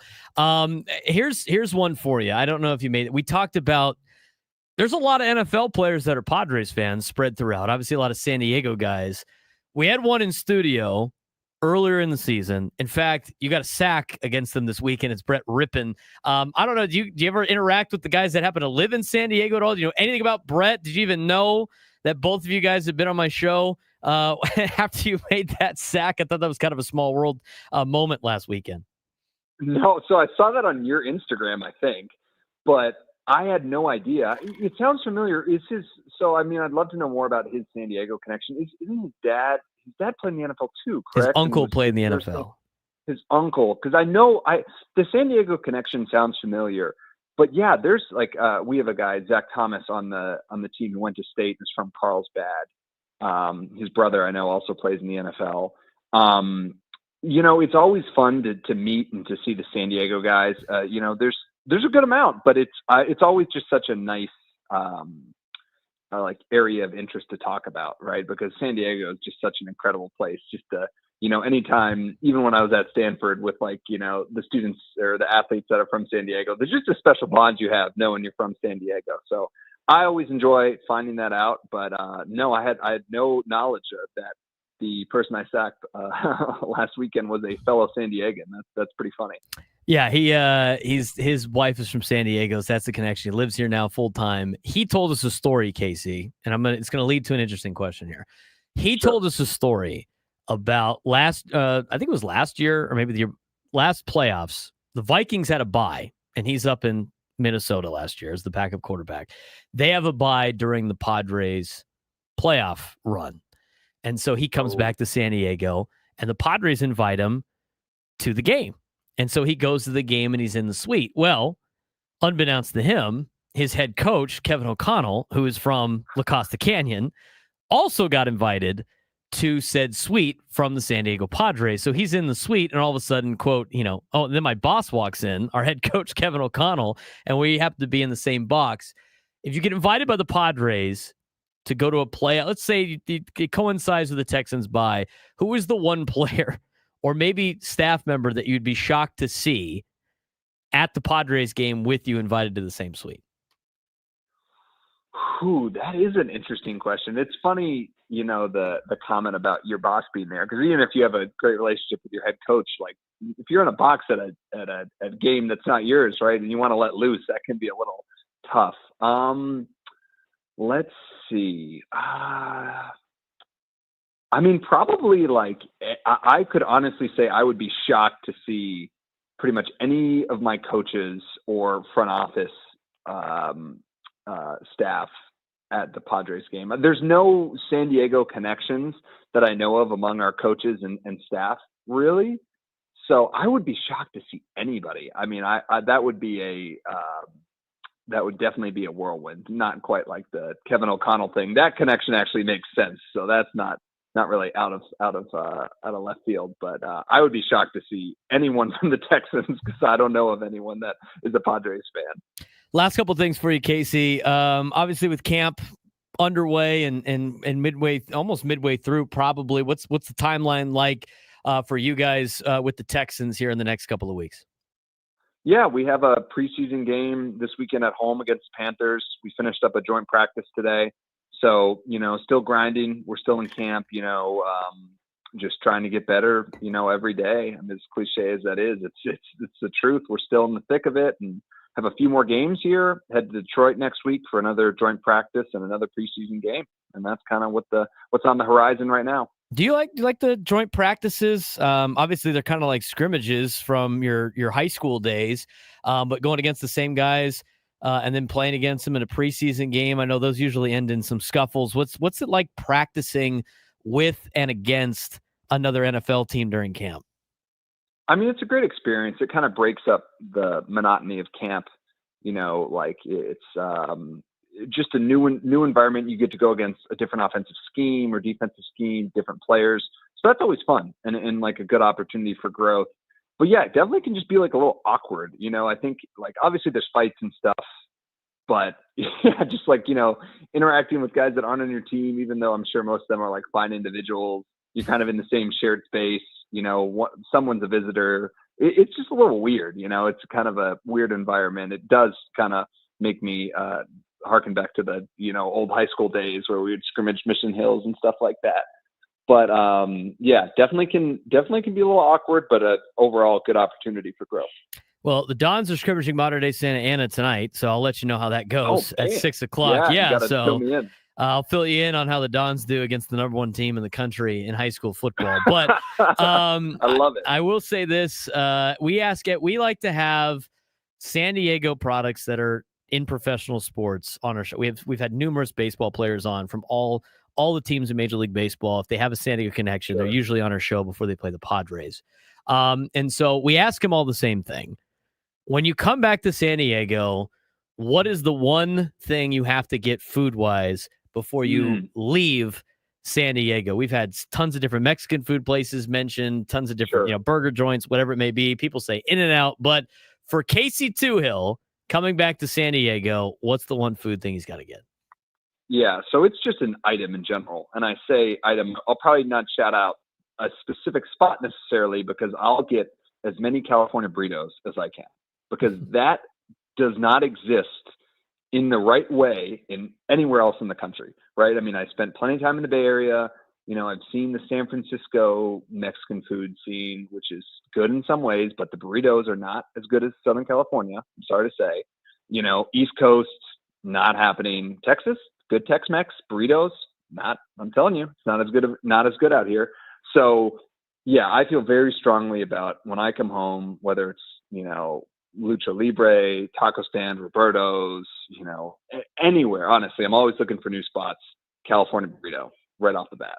That's a lot of people's answers, Casey. That was my answer when I used to come back from college all the time. I've understood the Tex-Mex vibe. You can't get it anywhere else. You can get In-N-Out places now, but you can't get that San Diego style Mexican food anyplace else. Well, Casey, I appreciate the time, man. Good luck the rest of the way. Good luck to the Texans. We appreciate you coming on, and hopefully the bye week works out for the Texans. You can come out for a Padres game. Playoffs. That would be incredible. I would love that. All right, Casey. Thanks again, man. Thank you so much for having me. Have a great day. Casey Toohill, Houston Texans edge rusher, joining us on the Braden Surprenant Show. Always fun talking with the San Diego kids who have gone on to accomplish a lot of great things. We should have asked him about the Gritty. I forgot to ask him about the Gritty. Do you remember that? No, I do not. He's playing for the Commanders. They're playing the Eagles on Monday Night Football. Okay. And the Commanders win this game. I forget what it was a last-ditch effort by the Eagles who drafted him and then cut him. And there's a strip sack, and he jumps on the ball in the end zone to basically seal the deal. So he gets a touchdown. He's got an NFL touchdown. Casey Toohill's got an NFL touchdown. And then he's a gigantic white kid, and he's doing the Gritty, and he gets made fun of on SportsCenter for like 2.5 weeks. But it was the funniest thing to see. So it was so great. So he scored a touchdown, and then Grittied. Where do we hit the Gritty? He hit the Gritty in Philly at the place that drafted him, which is cool. So that was fun. That was good having him on. The whole Brett Rippin, Casey Toohill sack thing yesterday or last weekend had me in spinning. Two friends of the show. Braden Surprenant show friend on Braden Surprenant show friend crime last weekend in the NFL game. I was torn. All right.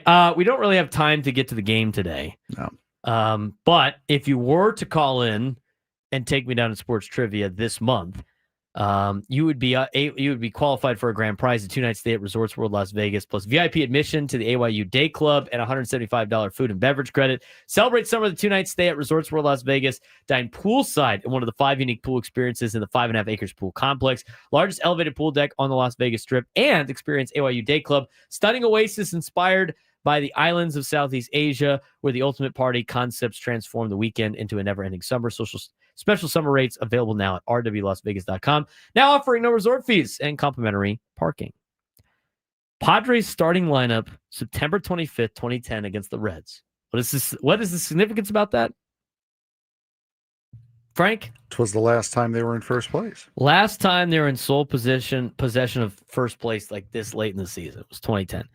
Would you like to try to guess the starting lineup for the Padres? Oh, so instead of Braden versus the fans, it's an idiot versus himself. I got it. Yes, or the chat, whoever jumps in first. Again, it's the 2010 team. Mhm. And I will give you a hint. Tony Gwynn Jr., who was on that team, did not start this day. Okay. But he was on that team. The other hint I will give you, you have a current MLB manager in the lineup. And then you have the 2 trades they made that year are also in said lineup. Do you remember those Will players? Venable. Leadoff batter, played center field. I'm assuming it's one of the Hairstons is in there. I'm assuming Scott. Nope, no Really? Hairstons. Okay. A lot of 2 H names, though. Very famous for Padres. One was a third baseman and one was a catcher. Chase Headley and Nick Hudley. Yep, that's batting 7th and batting 8th. Your second... Yonder Alonso? No, this is pre-Alonso. Oh. Because a certain first baseman's still on the team. Oh, Gonzalez is still Gonzalez, yes. Adrian Gonzalez bats 4th in this lineup, plays first base. Seeing Ryan Ludwig in the chat. I'm Yes, going to go. Okay. he was the trade pickup with a guy from Baltimore who played shortstop and had an illustrious career. He was the big pickup of the 2010 year. Is it Miguel Tejada? Miguel Tejada hit 3rd and played shortstop. So you got Will Venable leading off and playing center field. Miguel Tejada batting 3rd, playing shortstop. You got Adrian Gonzalez batting cleanup, playing first base. Ryan Ludwig batting 5th, playing right field. Chase Headley batting 7th, playing third base. Nick Hundley batting 8th and catching. You were missing the starting pitcher who bats 9th. You were missing the left fielder who hit 6th, and you're missing the second baseman who hit 2nd that night. The second baseman is probably more known for being a Cardinal and an Angel. Jed Jerko. Nope. Oh. Well, Jed Jerko did go to the Cardinals. He's a more famous Cardinal and Angel than he is a Padre. David Eckstein. David Eckstein hit 2nd that day. You're looking for a left fielder with the initials OS, and you're looking for a starting pitcher with the initials JG. He was good that year. 2010, guy was great. See, this is why we don't make fun of the trivia callers, because this is harder It's when you hard put on the spot. On the spot, it's difficult. JG. It was in the chat. If you want to take a look. No. JG. I think he started opening day that year, too. He had a great season for the Padres in 2010. And I think that's the only year he pitched for him. He might have pitched it for 2 years max, but I think it was just 1 year pickup. I do not know. That would be John Garland. Yeah, I wouldn't have. Starting I pitcher. would not have gotten John Garland. I don't think you're going to get this one. The left fielder Yeah, that day, OS, that batting was- sixth, was Oscar Salazar. Yeah, no, would not have gotten those either. Starting lineup for the Padres the last time they're in sole possession of first place: Will Venable, David Eckstein, Miguel Tejada, Adrian Gonzalez, Ryan Ludwig, Oscar Salazar, Chase Headley, Nick Hundley, John Garland. Last time they were in first place. By themselves. This late in the season. September 25th, 2010. We're locking back into Padres baseball when we come back. Are the Padres legitimately one of baseball's best? Or are they just benefiting from everybody else falling apart? We'll answer that.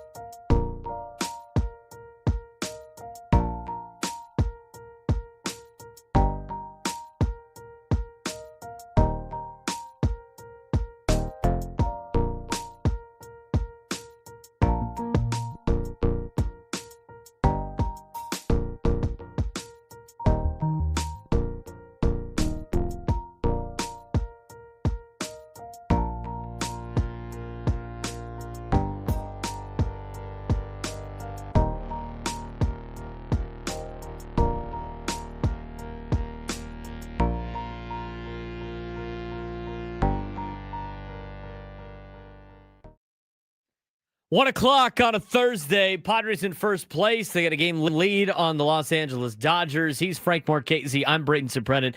This is the Braden Surprenant Show each and every day from 10 to 2 on San Diego's #1 sports station, 97.3 The Fan. Had a really good roundtable earlier today. If you want to hear that, if you missed any of it, go back and listen to it wherever you find your podcast. It is in podcast form. Apple Music, Spotify, TuneIn app, iHeartRadio app, Odyssey app. Doesn't really matter.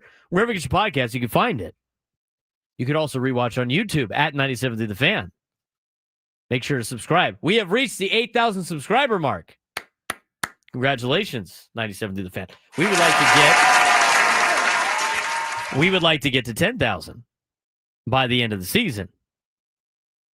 The Braden Surprenant Show page, we appreciate all of you in subscribing. We have now set a new goal. We're trying to get to the 1,000 mark for subscribers. We have just surpassed 500.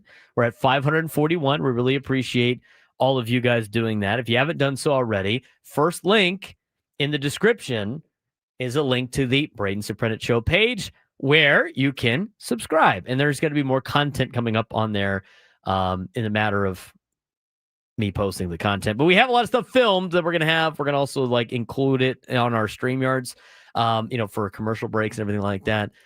So be sure to subscribe to the Braden Surprenant Show's page. If you're listening on the Odyssey app, if you're streaming the audio and you want to help out, again, it's free. It doesn't cost you anything. And when you're on YouTube, if you have a YouTube account, it automatically on the subscribe tab pulls up all of our stuff. So subscribe to 97 to the Fan. We'll get you all of your fan favorites, all of your 97 to the Fan shows ready to go, whether that be Ben and Woods, whether that be the Braden Surprenant Show, Gwen and Chris, Ecowater SoCal Padres pregame show, or the Hamul Casino Resort postgame show, whatever it may be. You can have it right there ready to go. We're just trying to help you. It helps us out. It helps you out. It's easier to find us instead of browsing through YouTube to try to find the show and see if you're in the right YouTube chat or not. Now you would have it. If you just hit subscribe, you would know the difference.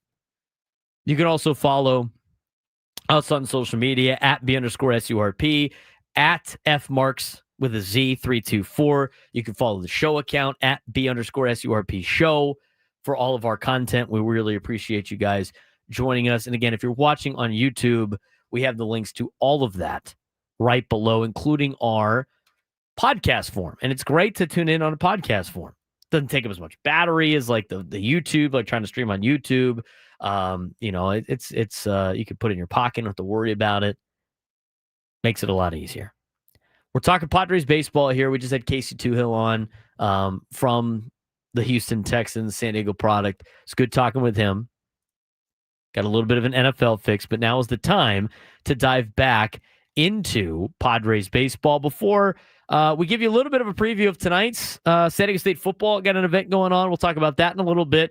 And then Eddie Brown will finish up the show today. And we're going to have tons of Padres-Dodgers stuff, obviously, tomorrow on tomorrow's show. If you want to join the show today, 833-288-0973, 833-288-0973. This hour of 97 Through the Fan is brought to you by U.S. Wellness Meats. Overwhelmed by processed foods, U.S. Wellness Meats offers an all-natural alternative, 100% grass-fed beef, pork, poultry, wild-caught seafood, and more. Shipped free from family farms. Get 20% off your first order at uswellnessmeats.com. All right. Tom Krasovic put out a great column this week about the Padres' time is now. And it's for a lot of different things. And so the question becomes, are the Padres legitimately one of baseball's best, or are they just benefiting from everybody else falling apart? Here's what he talks about. Padres' recent dominance under Mike Schilt has made their games feel decided almost before the first pitch, thanks to elite run prevention, a resourceful offense, and a healthy pitching staff. But the rise in the standings isn't just about their own performance. It's also about how several projected National League powerhouses have stumbled badly. We're just laying out the cause here. The Dodgers have been vulnerable. They've had injuries to their pitching staff since April. They're the worst 4 month. They're on a worst 4 month stretch of Mookie Betts' career and have left the defending champs underperforming despite MLB's highest payroll, more than double that of several teams. They are struggling. They are very vulnerable right now. This is probably, honestly, the most vulnerable the Dodgers have been in the last 10 years, 11 years.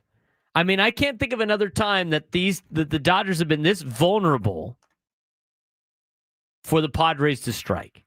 Anything coming to mind, Frank?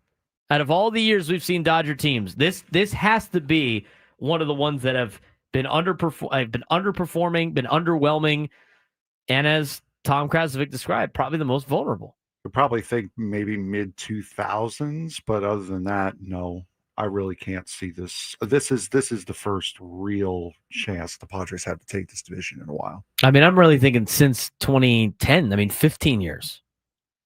And in 2010, the Padres were competing with the Giants. They weren't competing with the Dodgers. And that was near the end of the bad years for LA that a lot of Dodgers fans want to forget. Yeah, that was the Giants, mid-2000s. That was the Giants dynasty. Padres snuck a division in. Even the Rockies got in. I know Matt Holliday still has not touched home plate. This is the first time really that the Dodgers have been vulnerable in a while. I forget which year it was. It was either 05 or 06. The Padres won the division.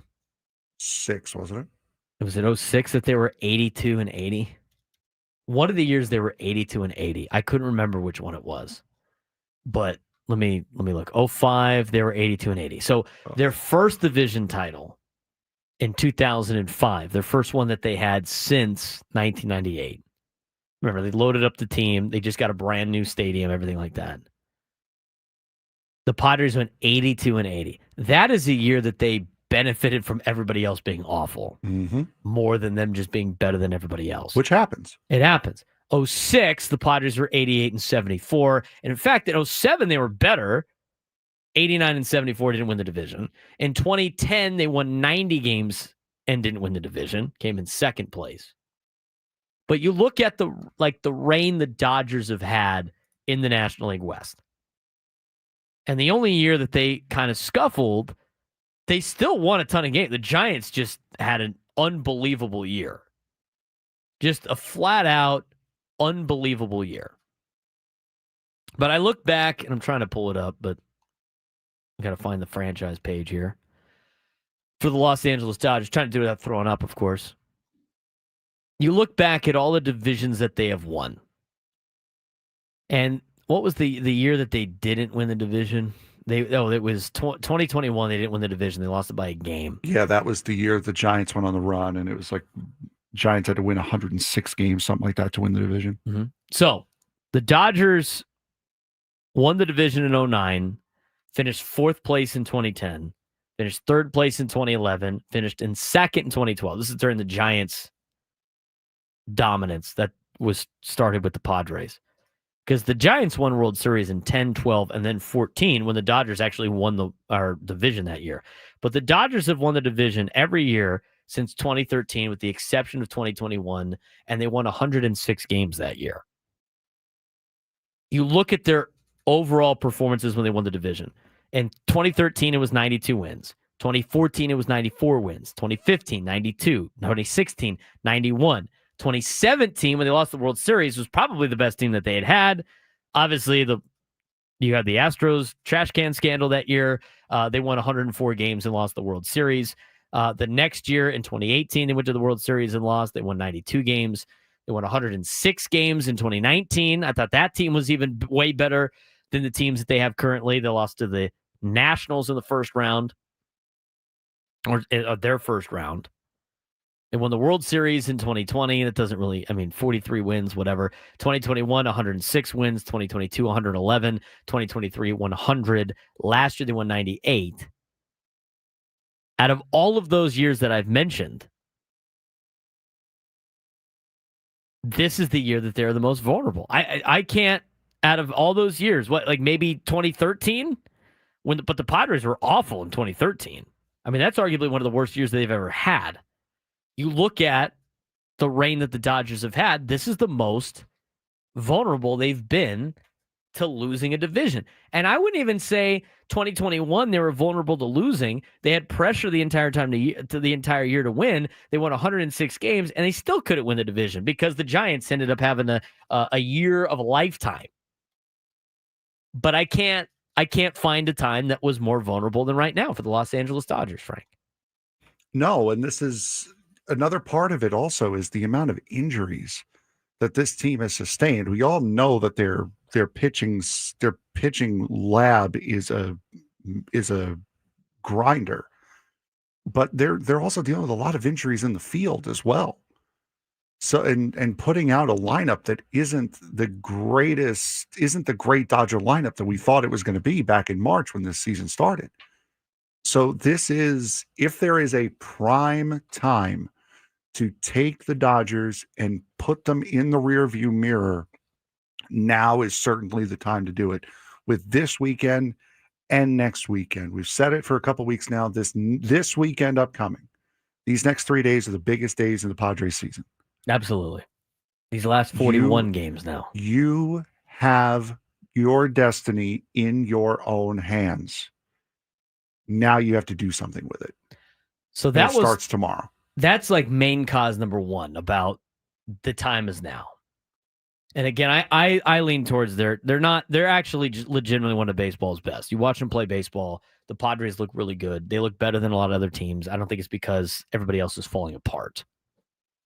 But when you went into the season, who are the teams that everybody was talking about? The Dodgers, the Braves, the Diamondbacks. Remember, the Diamondbacks were supposed to have a good bounce back. The New York Mets. The Cubs were supposed to have walked away with the NL Central by now. Right. So when you look at it, the Braves collapse. Once thought to rival the Dodgers upside, Atlanta unraveled before July due to injuries and 80-game PED suspension of Jurickson Profar, starting off the season slow with some injuries to start the year with Acuna and Spencer Strider, and you heard the excuses, and we thought they were going to bounce back. They just never did. Arizona Diamondbacks dealt with a lot of injuries. That was the team that I said at the beginning of the year you'd have to worry about the most. Don't worry about LA. Don't worry about San Francisco. It's what you do against the Diamondbacks that's going to matter. And then the Diamondbacks lost their entire starting rotation and most of their bullpen. They sold everything off that they could at the deadline. They entered the season with slightly better betting odds than the Padres, but are now in full sell-off mode. They completely faded out of the way. Mets, would you say the Mets have so far underachieved? I have to go to you for the Mets stuff. You watch them all the time. League's second highest payroll still hasn't delivered enough to reach their 91. A lot of that payroll is in the field. Their starting rotation is just so underwhelming, and they've had absolutely no one as far as the bullpen is concerned. They've got the bullpen now. They still don't have a starting rotation. So they are where they were supposed to be. They were honestly supposed to finish third this year behind Atlanta and Philadelphia. So those are some of the teams that have underachieved. We have some other teams in there that might be dangerous, but the Padres might match up well. And the American League situation. Every time the Padres have had a legitimate chance of winning a World Series, they've run into an American League juggernaut. We'll talk about that as we continue this conversation when we come back. Braden Surprenant Show, San Diego's #1 sports station, 97 through the Fan.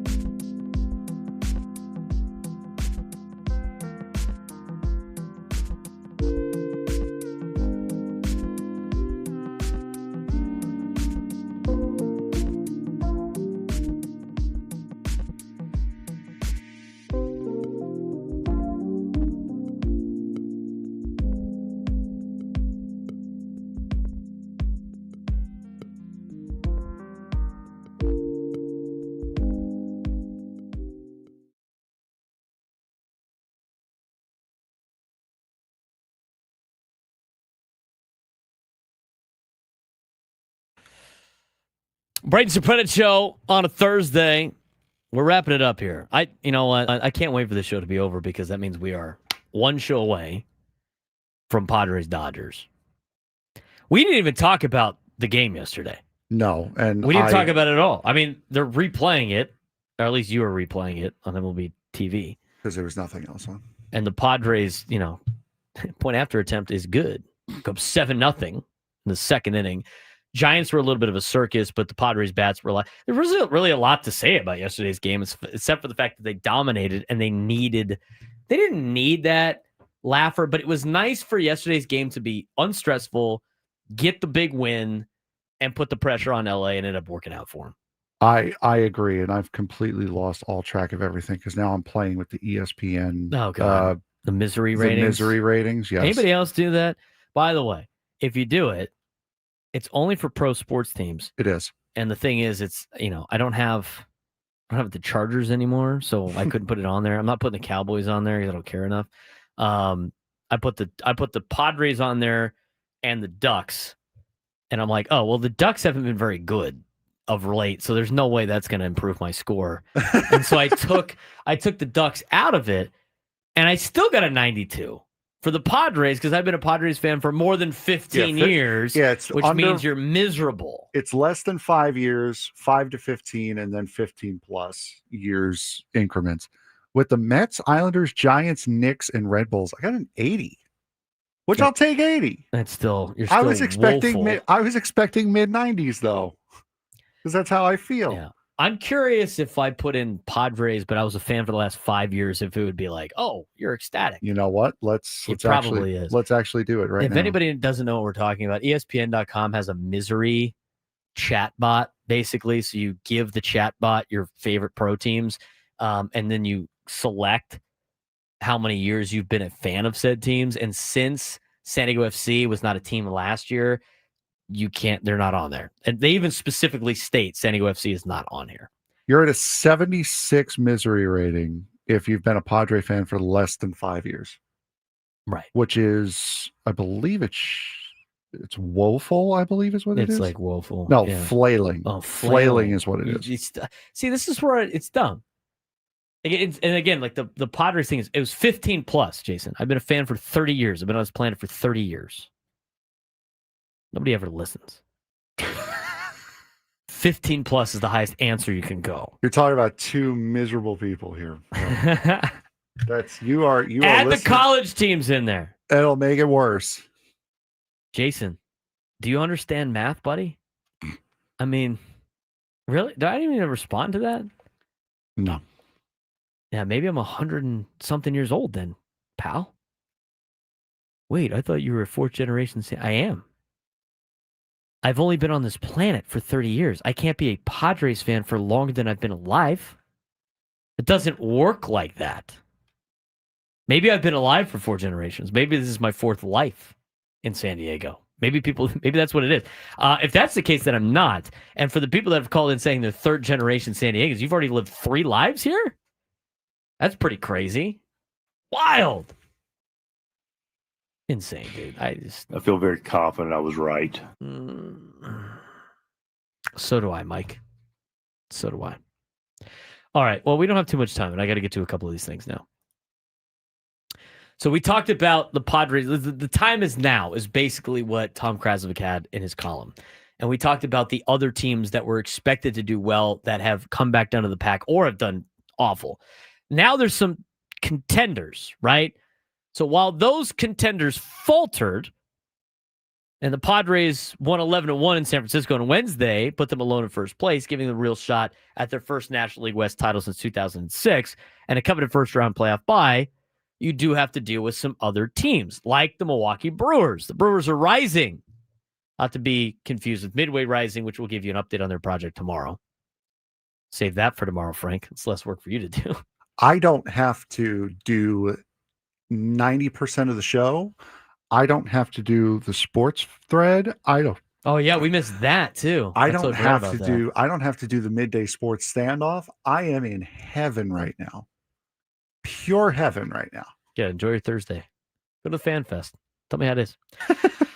Brewers with a 22nd ranked payroll, a slew of injuries, and Pat Murphy as manager. They hold MLB's best record, 76-44. They threaten the Padres by hopes, kind of, by taking one of the spots. They have a 7.5 game lead on San Diego. Brewers have even improved after losing longtime manager Craig Counsell to the Cubs.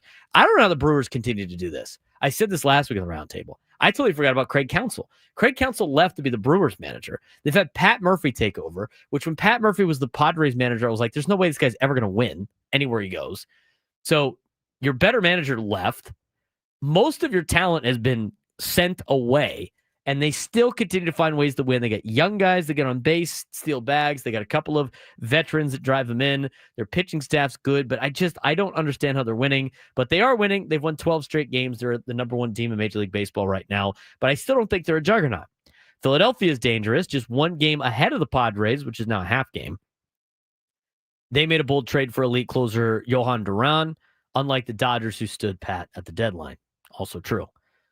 But that's the rest of the National League. I still don't think those teams are world beater teams. In fact, the Padres took 2 out of 3 from Milwaukee, and the Padres have split the season series with Philadelphia, all before the trade deadline, before their current team has been constructed. Looking ahead, now, in Padres history, obviously the American League has been a major problem to them in the World Series.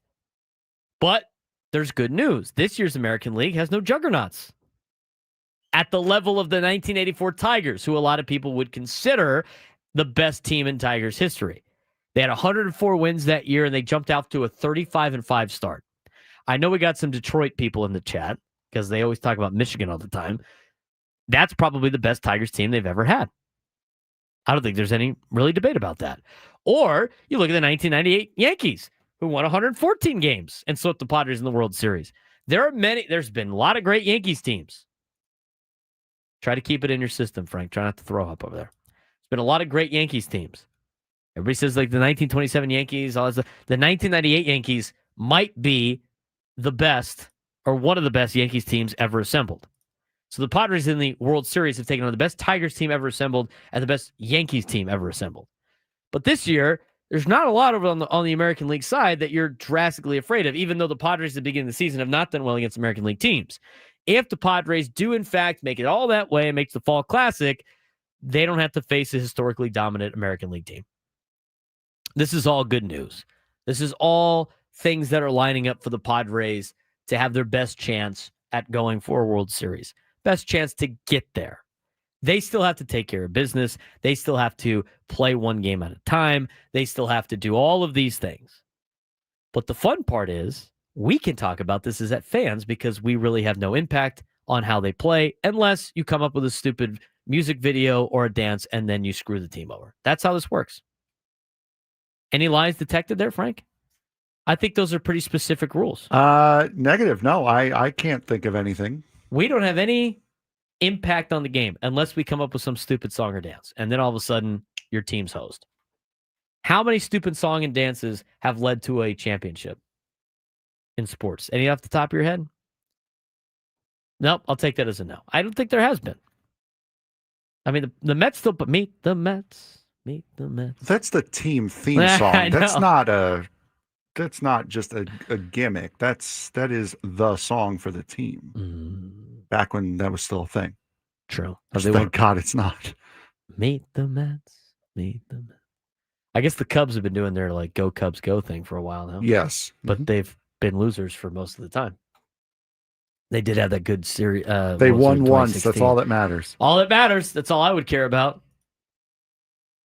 Anything else? Bears shuffle. The Super Bowl shuffle. 85 Bears. Okay, that was after the Super Bowl, wasn't it? Was it? If it's after, it's fine. I don't really care. If the Padres win a World Series, you want to do a stupid song and dance, go for it. I don't care anymore. I know the '69 Mets went on television and sang "You Gotta Have Heart" on one of the late night shows. I don't remember which one though.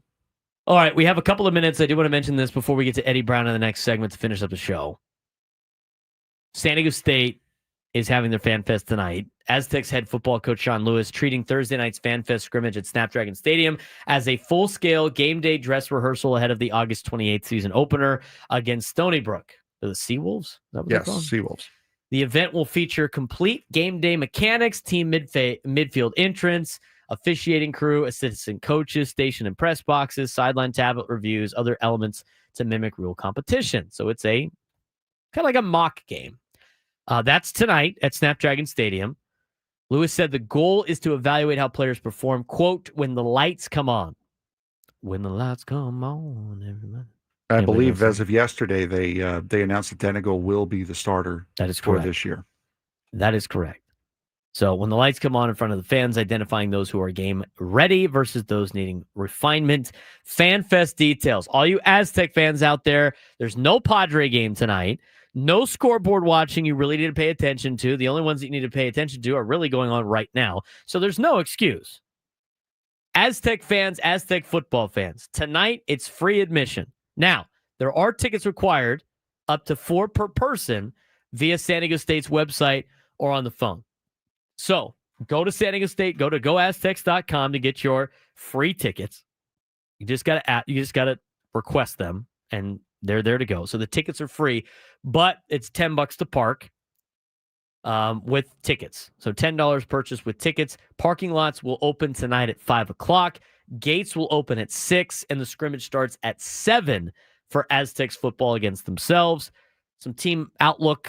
Defense, near the entire starting unit returns, headlined by junior edge rusher Trey White, who we're trying to get on the show. He's the preseason Mountain West Defensive Player of the Year, posted 12.5 sacks last season. On offense, got a significant turnover. Only 2 returning starters on the offensive line, Christian Jones and Ross Masauli. Receiver Jordan Napier is back after a breakout freshman year, and local standout junior running back Lucky Sutton out of Cathedral Catholic High School leads a group of 3 local backs. Lewis is also using FanFest, by the way, as a community engagement rehearsal, teasing, quote, new traditions aimed at tying San Diego State football more deeply to San Diego. One highlight will be a Top Gun theme moment to start the 4th quarter, a nod to the city's naval aviation culture. Asked if Tom Cruise would appear, Lewis said, we don't have that in the budget. We'll save the cash to retain the players. So a lot of that information from Kirk Kenny. Good work in the San Diego Union Tribune tonight. FanFest 4. San Diego State Aztec football. I will be at my own scrimmage with Cathedral against the number 1 team in the country. I'll let you know how that goes tomorrow, Frank. We'll see. We'll see how the Dons do. I would love to know. I don't know how many players Mater Dei is playing today. They said like their top 8 players are not playing. So we'll see how it goes. I think this is the first time Mater Dei has ever played a San Diego team, at least down here. A lot of the Trinity League teams have played San Diego schools. This will be the first that I know of with Mater Dei in particular. Maybe way back in the day, somebody played Mater Dei Santa Ana, but I don't know off the top of my head. But again, it is a scrimmage tonight. High school football starts next Friday. This Friday, more scrimmages. You're going to have scrimmages Thursday, Friday, Saturday. I'm pretty sure SDFNL has their kickoff classic that they do. They play actual games, like preseason games. Less scrimmage vibe, but more like, get some action in. That's going on.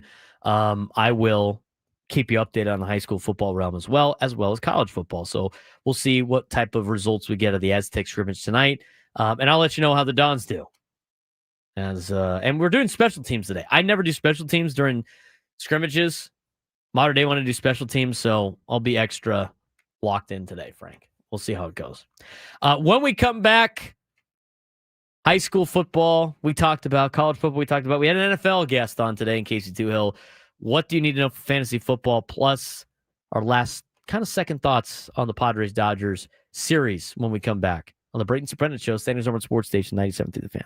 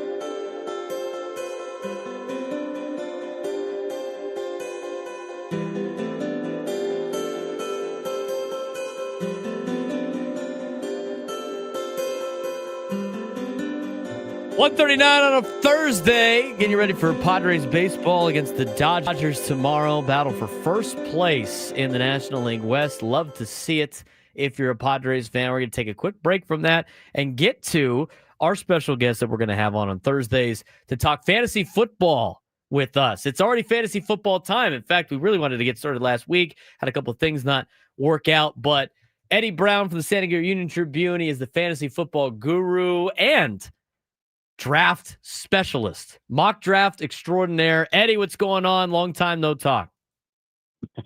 Hey, Braden, how you doing? I'm doing well. So after the draft, since we haven't had you on since the NFL draft, I saw you put a couple of mocks, some way too early mocks together. And then at what point did you start diving into fantasy football?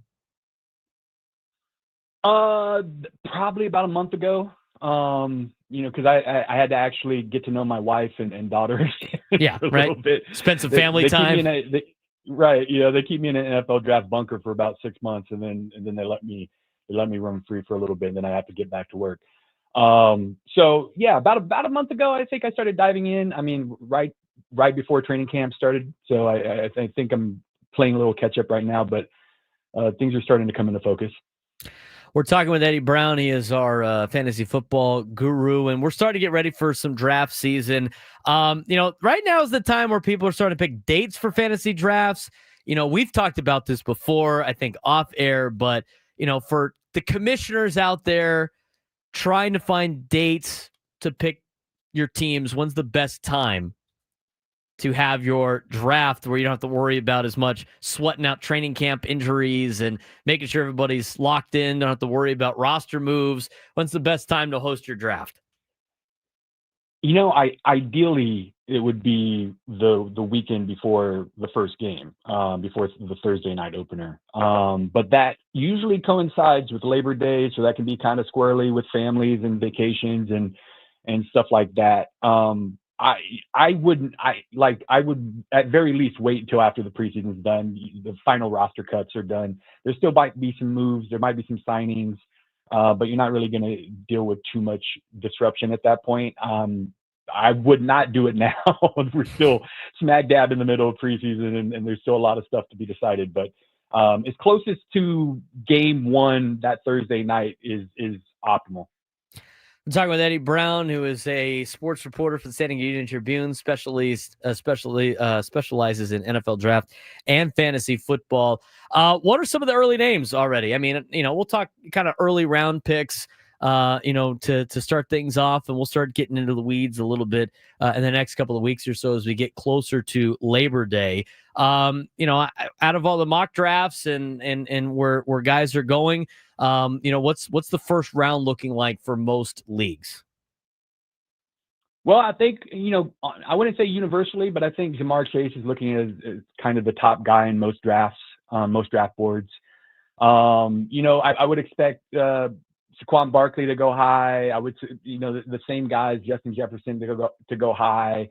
I would, depending on what you think about Malik Neighbors, foot and Christian McCaffrey coming back, I would expect those guys to be in the mix. The two guys that are exciting me the most are Bijan Robinson and Brian Thomas Jr.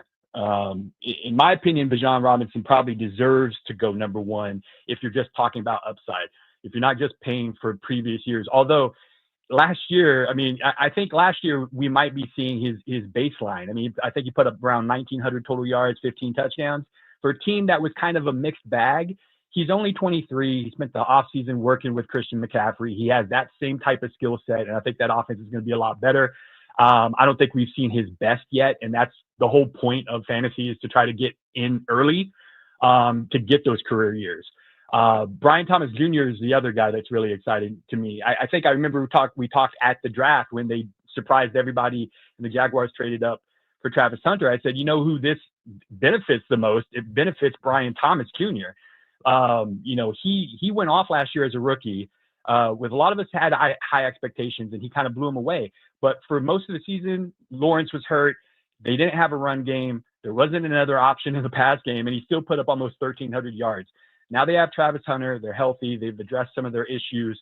I think he's going to go off, and he's probably going in most second rounds. And so if you're lucky enough to get him in the early middle part of the second round, you probably got a first round pick.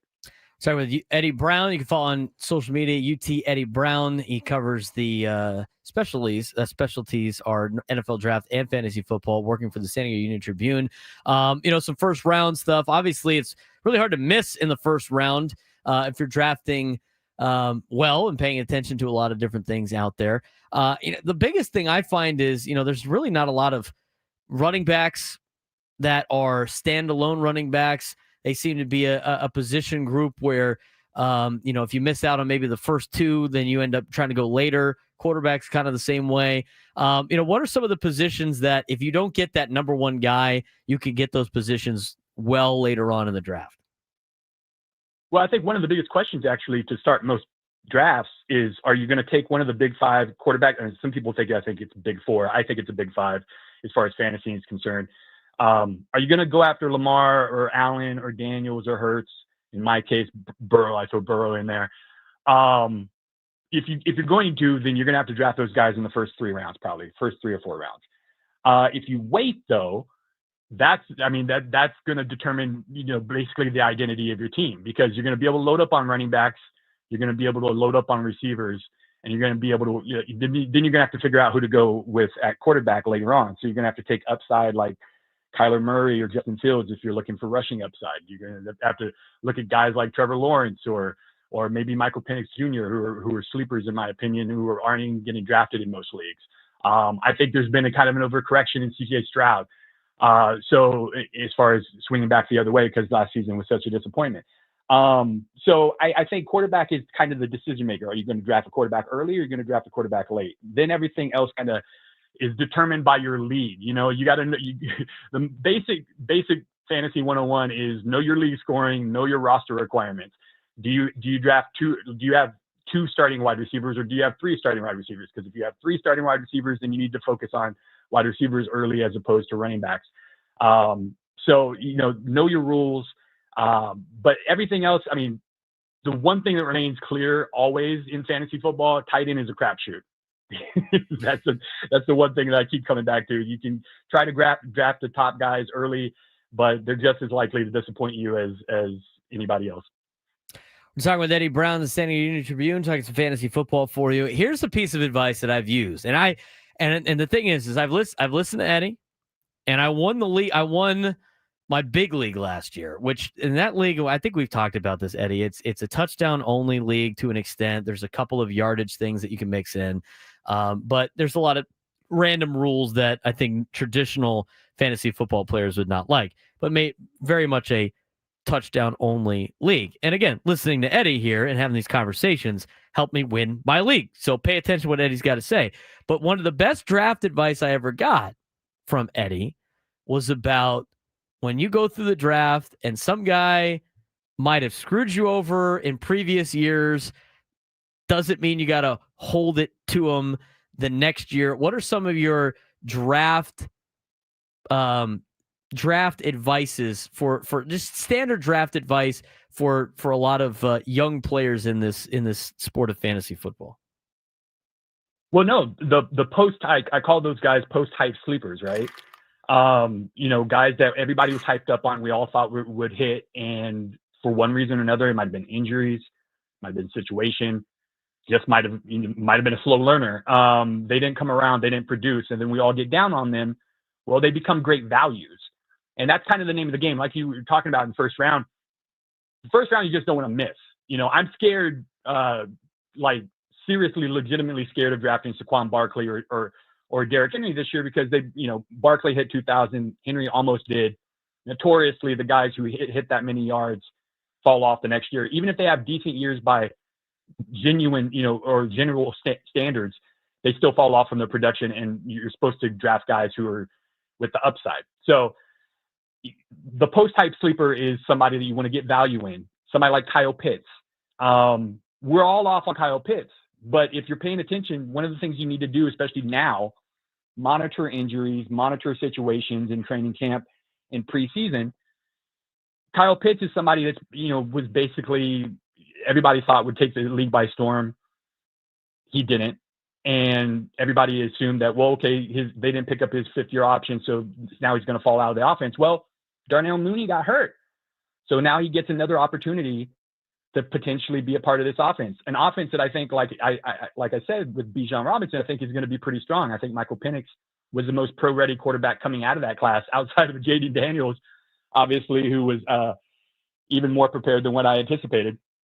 But I think the Falcons are actually going to take a step forward offensively, and Kyle Pitts could benefit because Mooney's out. So paying attention to the injuries right now and who's going to have an opportunity not holding a grudge on guys that have burned you in the past. Trying to take value, just value. The idea that, hey, ADP, everybody's drafting this guy in the 10th round. I really like him. I think he's going to be, a starting running back for me. I think he's going to be a starting receiver for me. Not being afraid to take him in the 7th or 8th, and just taking stock of what you need and what your league rules require. Because like you said, Braden, like I'm in one of those leagues, which is essentially is a touchdown only league. This league's it was started by the late great Gary McGee, and it goes all the way back in the 80s, and the rules pretty much stayed the same. And so, kickers are huge because these touchdown leagues, it's like field goals are 3 points, a rushing touchdown is 4 points. You know what I'm saying? So I actually have to study kickers and kicker situations for that league. So if you're in a league that has kind of, odd point, rule points or whatever, then you got to stay up on them, and also just kind of pay attention to your league mates and see what their habits are, because that'll help you find values in the draft when you notice somebody's fallen. A lot of great draft tips. We will talk more about that next week, Eddie, as well as, always an interesting part of the draft process is being able to hit on rookies and knowing what rookies might translate to the NFL. We'll talk more about that next week. Eddie, appreciate the time. Look forward to talking some football with you on Thursdays moving forward. Awesome, Braden. You take care. Eddie Brown from the Standing Union Tribune joining us on the Braden Surprenant Show. A lot of great information to get you ready for your fantasy drafts. And as mentioned before, if you play fantasy football, if you have already had your draft, you're drafting this week or this weekend, shame on you. Shame on you.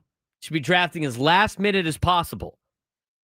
This is the one time your teacher will allow you to do something last minute, or your parents think it's cool to do something last minute. Fantasy drafts, last minute. You want to get all of camp done. You want to know what the teams are. No crazy cuts at the end that surprise you. Be informed. Have your drafts as late as possible. I hate drafting beginning of August. Hate drafting beginning of August. There's people that are too excited to get going. That's way really too all that excited. is. I mean, I've started to read up on a little bit of stuff. I haven't read up on a lot yet. Kind of browsing. I'm trying to get more locked in for college football because they start sooner. Plus, I'm coaching football myself. Plus, the Padres are going. There's a lot going on right now besides the NFL and some college football. So it'll be cool. Oh, wow. Scratch got some gear for us, Frank. Scratch the Cougar. Wait, what? Scratch the Cougar. Hey, yo. We don't play Steel Canyon this year, so I can rep some Steel Canyon stuff. Thanks, Scratch. Scratch needs to say hi to my guy Phil out there. Phil Mitry, the equipment guy for Steel Canyon. Scratch, say hi to Phil for me. Yeah, it gets hot out there in Humboldt. We used to play Steel Canyon week 1 for every year when I play, as a player through a decent amount of time. And I remember my senior year, we kicked off at Steel Canyon, and it was 110 degrees at kickoff at 7 o'clock. Oof. And they have animals next to the field, some ranch right next to it. So it smelled like, you know what? Good. The whole time. Always pleasant. Smelt like that. And it was 110 degrees, and it was 7 o'clock. We won. No. So sorry. Jocelyn is right. We need to give him Yes. a Braden Surprenant Show shirt. How do you find a shirt big enough to fit Big a enough for a cougar, though? mascot? Could you imagine Scratch the Cougar goes out to the game against Valhalla, Battle for Hamishaw, or whatever it's called? And he's wearing a Braden Surprenant Show shirt. Maybe we should make him a navy blue and maroon shirt to fit Steel Canyon's colors, Frank. Can you find a tarp big enough? I don't know. We'll find out. We'll talk to you guys tomorrow. Padres-Dodgers coming up tomorrow as well. Quinn and Chris coming up next.